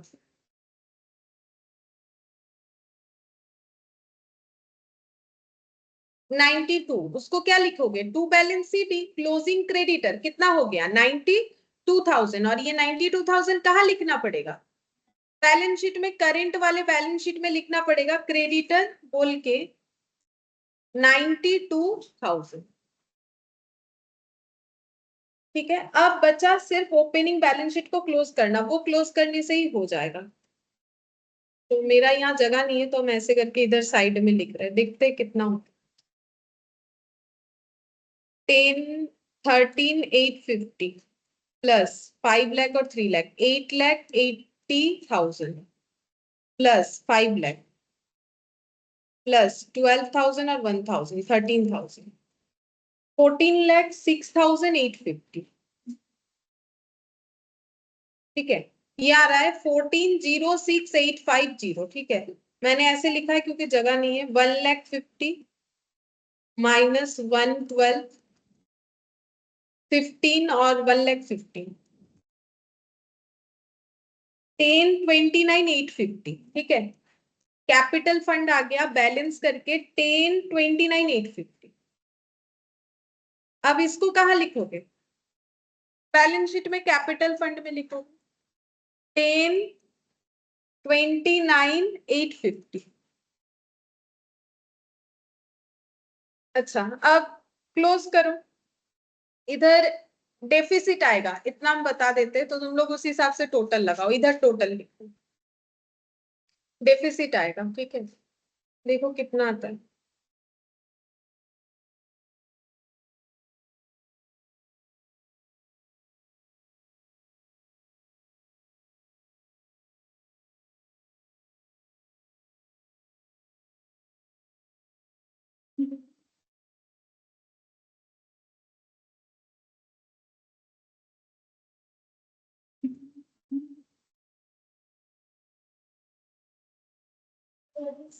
ओ, इंश्योरेंस का पूरी है।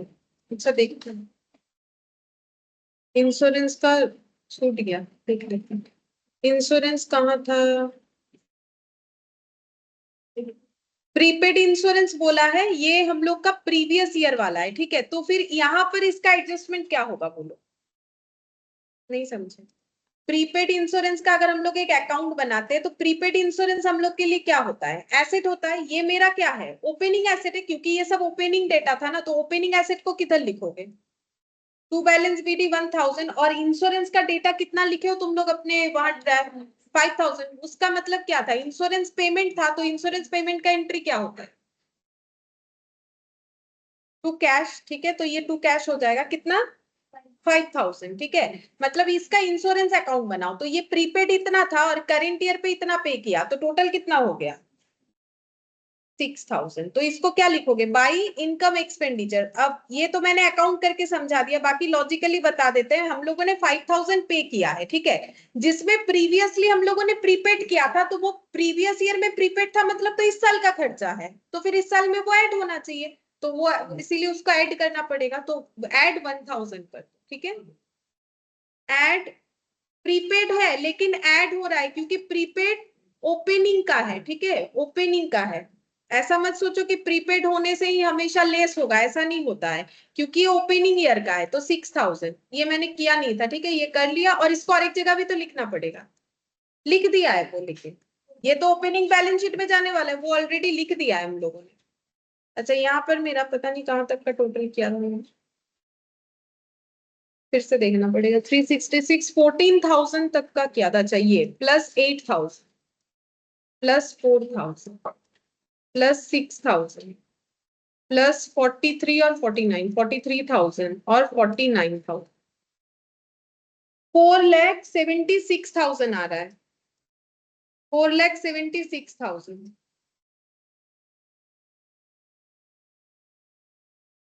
माइनस 194,750 माइनस 90,000 माइनस 60,000 और 9 और 92, 30,250 डेफिसिट आ रहा है, 30,250 हम लोग का डेफिसिट आ रहा है, ठीक है, 30,250 मैंने चेक किया है, आ रहा है, तुम लोग भी लिख सकते हो, ठीक है, सारा चीज अगर सही लिखा है तो जरूर आएगा, मैंने चेक किया है 30,250। अब इसको इधर लेस करना पड़ेगा, 30,250 अब लेस कर लो,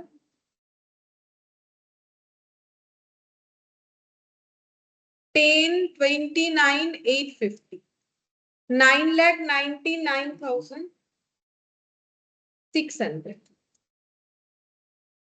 प्लस 90,000 ऐड कर लेते साथ ही साथ, प्लस 8,000 15 18 एक जीरो ज्यादा लगा दिया, 92 13 लाख, अच्छा 13,57,000 आ रहा है, लेकिन एक चीज लिखा नहीं है, एक चीज रह गया हम लोग का, पता है क्या, जो डोनेशन हम लोग वापस करेंगे ना 20,000, वो तो करेंट ईयर का था, ये नहीं लिखा ना, ये लाइबिलिटी है, तो लिखो रिफंडेबल डोनेशन, ये रिफंड करना पड़ेगा, ये भूल गए लिखवाना, 20,000, ये तो करेंट ईयर का था ना, 13 लाख, फिर कितना आ रहा है, फिर भी 13,77,000 से, अच्छा और एक चीज भी तो नहीं लिखा, क्रेडिटर, हाँ क्रेडिटर तो लिख दिया, क्रेडिटर तो लिखा है, अच्छा फिर से एक बार देखते हैं मैच हो रहा है कि नहीं, 999 ये सही किया है मैंने, 999,600 प्लस 90,000, 10,89,000 सही है, फिर 1,00,000 ग्रेचुइटी फंड, अच्छा ग्रेचुइटी फंड नहीं लिखा, ग्रेचुइटी फंड भी तो नहीं लिखा, ग्रेचुइटी फंड जो है 1,50,000, जैसे जो पीएफ वगैरह हमारा होता है वैसे ग्रेचुइटी भी होता है, ग्रेचुइटी फंड हम लोग का कितना बोला था, 1,50,000, वो नहीं लिखा है, लिखो 1,50,000, 1,50,000 ये रह गया, काफी सारा डेटा है, 90,000 8,000 15,000 18,000 92 और इधर हो गया 1,70,000, 14 लाख, कत আসছে 14 ना 13 है, 13,92,600, हाँ मेरा पता नहीं क्यों 14 आ गई, देखो अगर ये डेटा से 13,92,600 आ रहा है तो सही है, ठीक है, मैंने 2-3 बार कैलकुलेशन कर लिया, पता नहीं कौन सा चीज ऐड हो गया, देख लो 996, सारा चीज सही है हम लोग का, सिर्फ ग्रेचुइटी फंड यहाँ नहीं लिखे थे, और रिफंडेबल डोनेशन ये भी लिखना था, ठीक है, 170 एक्स्ट्रा ऐड होगा, 92,000 18,000 15,000 890 और 999,600, हाँ 13,92,600, अब इधर भी चेक कर, इधर आ रहा है कुछ, ठीक है, और नहीं चेक कर रहे, नहीं तो तुम लोग भी परेशान हो जाओ, 13,92,600, ठीक है, इधर भी आना चाहिए, ठीक है, बड़ा 2 ही क्वेश्चन था, बाकी सब ऐसा था। ये वाला क्वेश्चन काफी इंपॉर्टेंट है बोल सकते हो, फिर भी रह गया। मुझे लगा आज खत्म हो जाएगा, नहीं हुआ। 2-3 और इधर एमसीक्यूज रह गया, और एक क्लास लगेगा 2-3 और एमसीक्यूज को कंप्लीट करने के लिए। ठीक है, फिर आज इतना ही करते हैं। नेक्स्ट क्लास में फिर एनपीओ ही करेंगे, कंप्लीट कर लेंगे। मुझे लगा आज हो जाएगा, बट नहीं हुआ।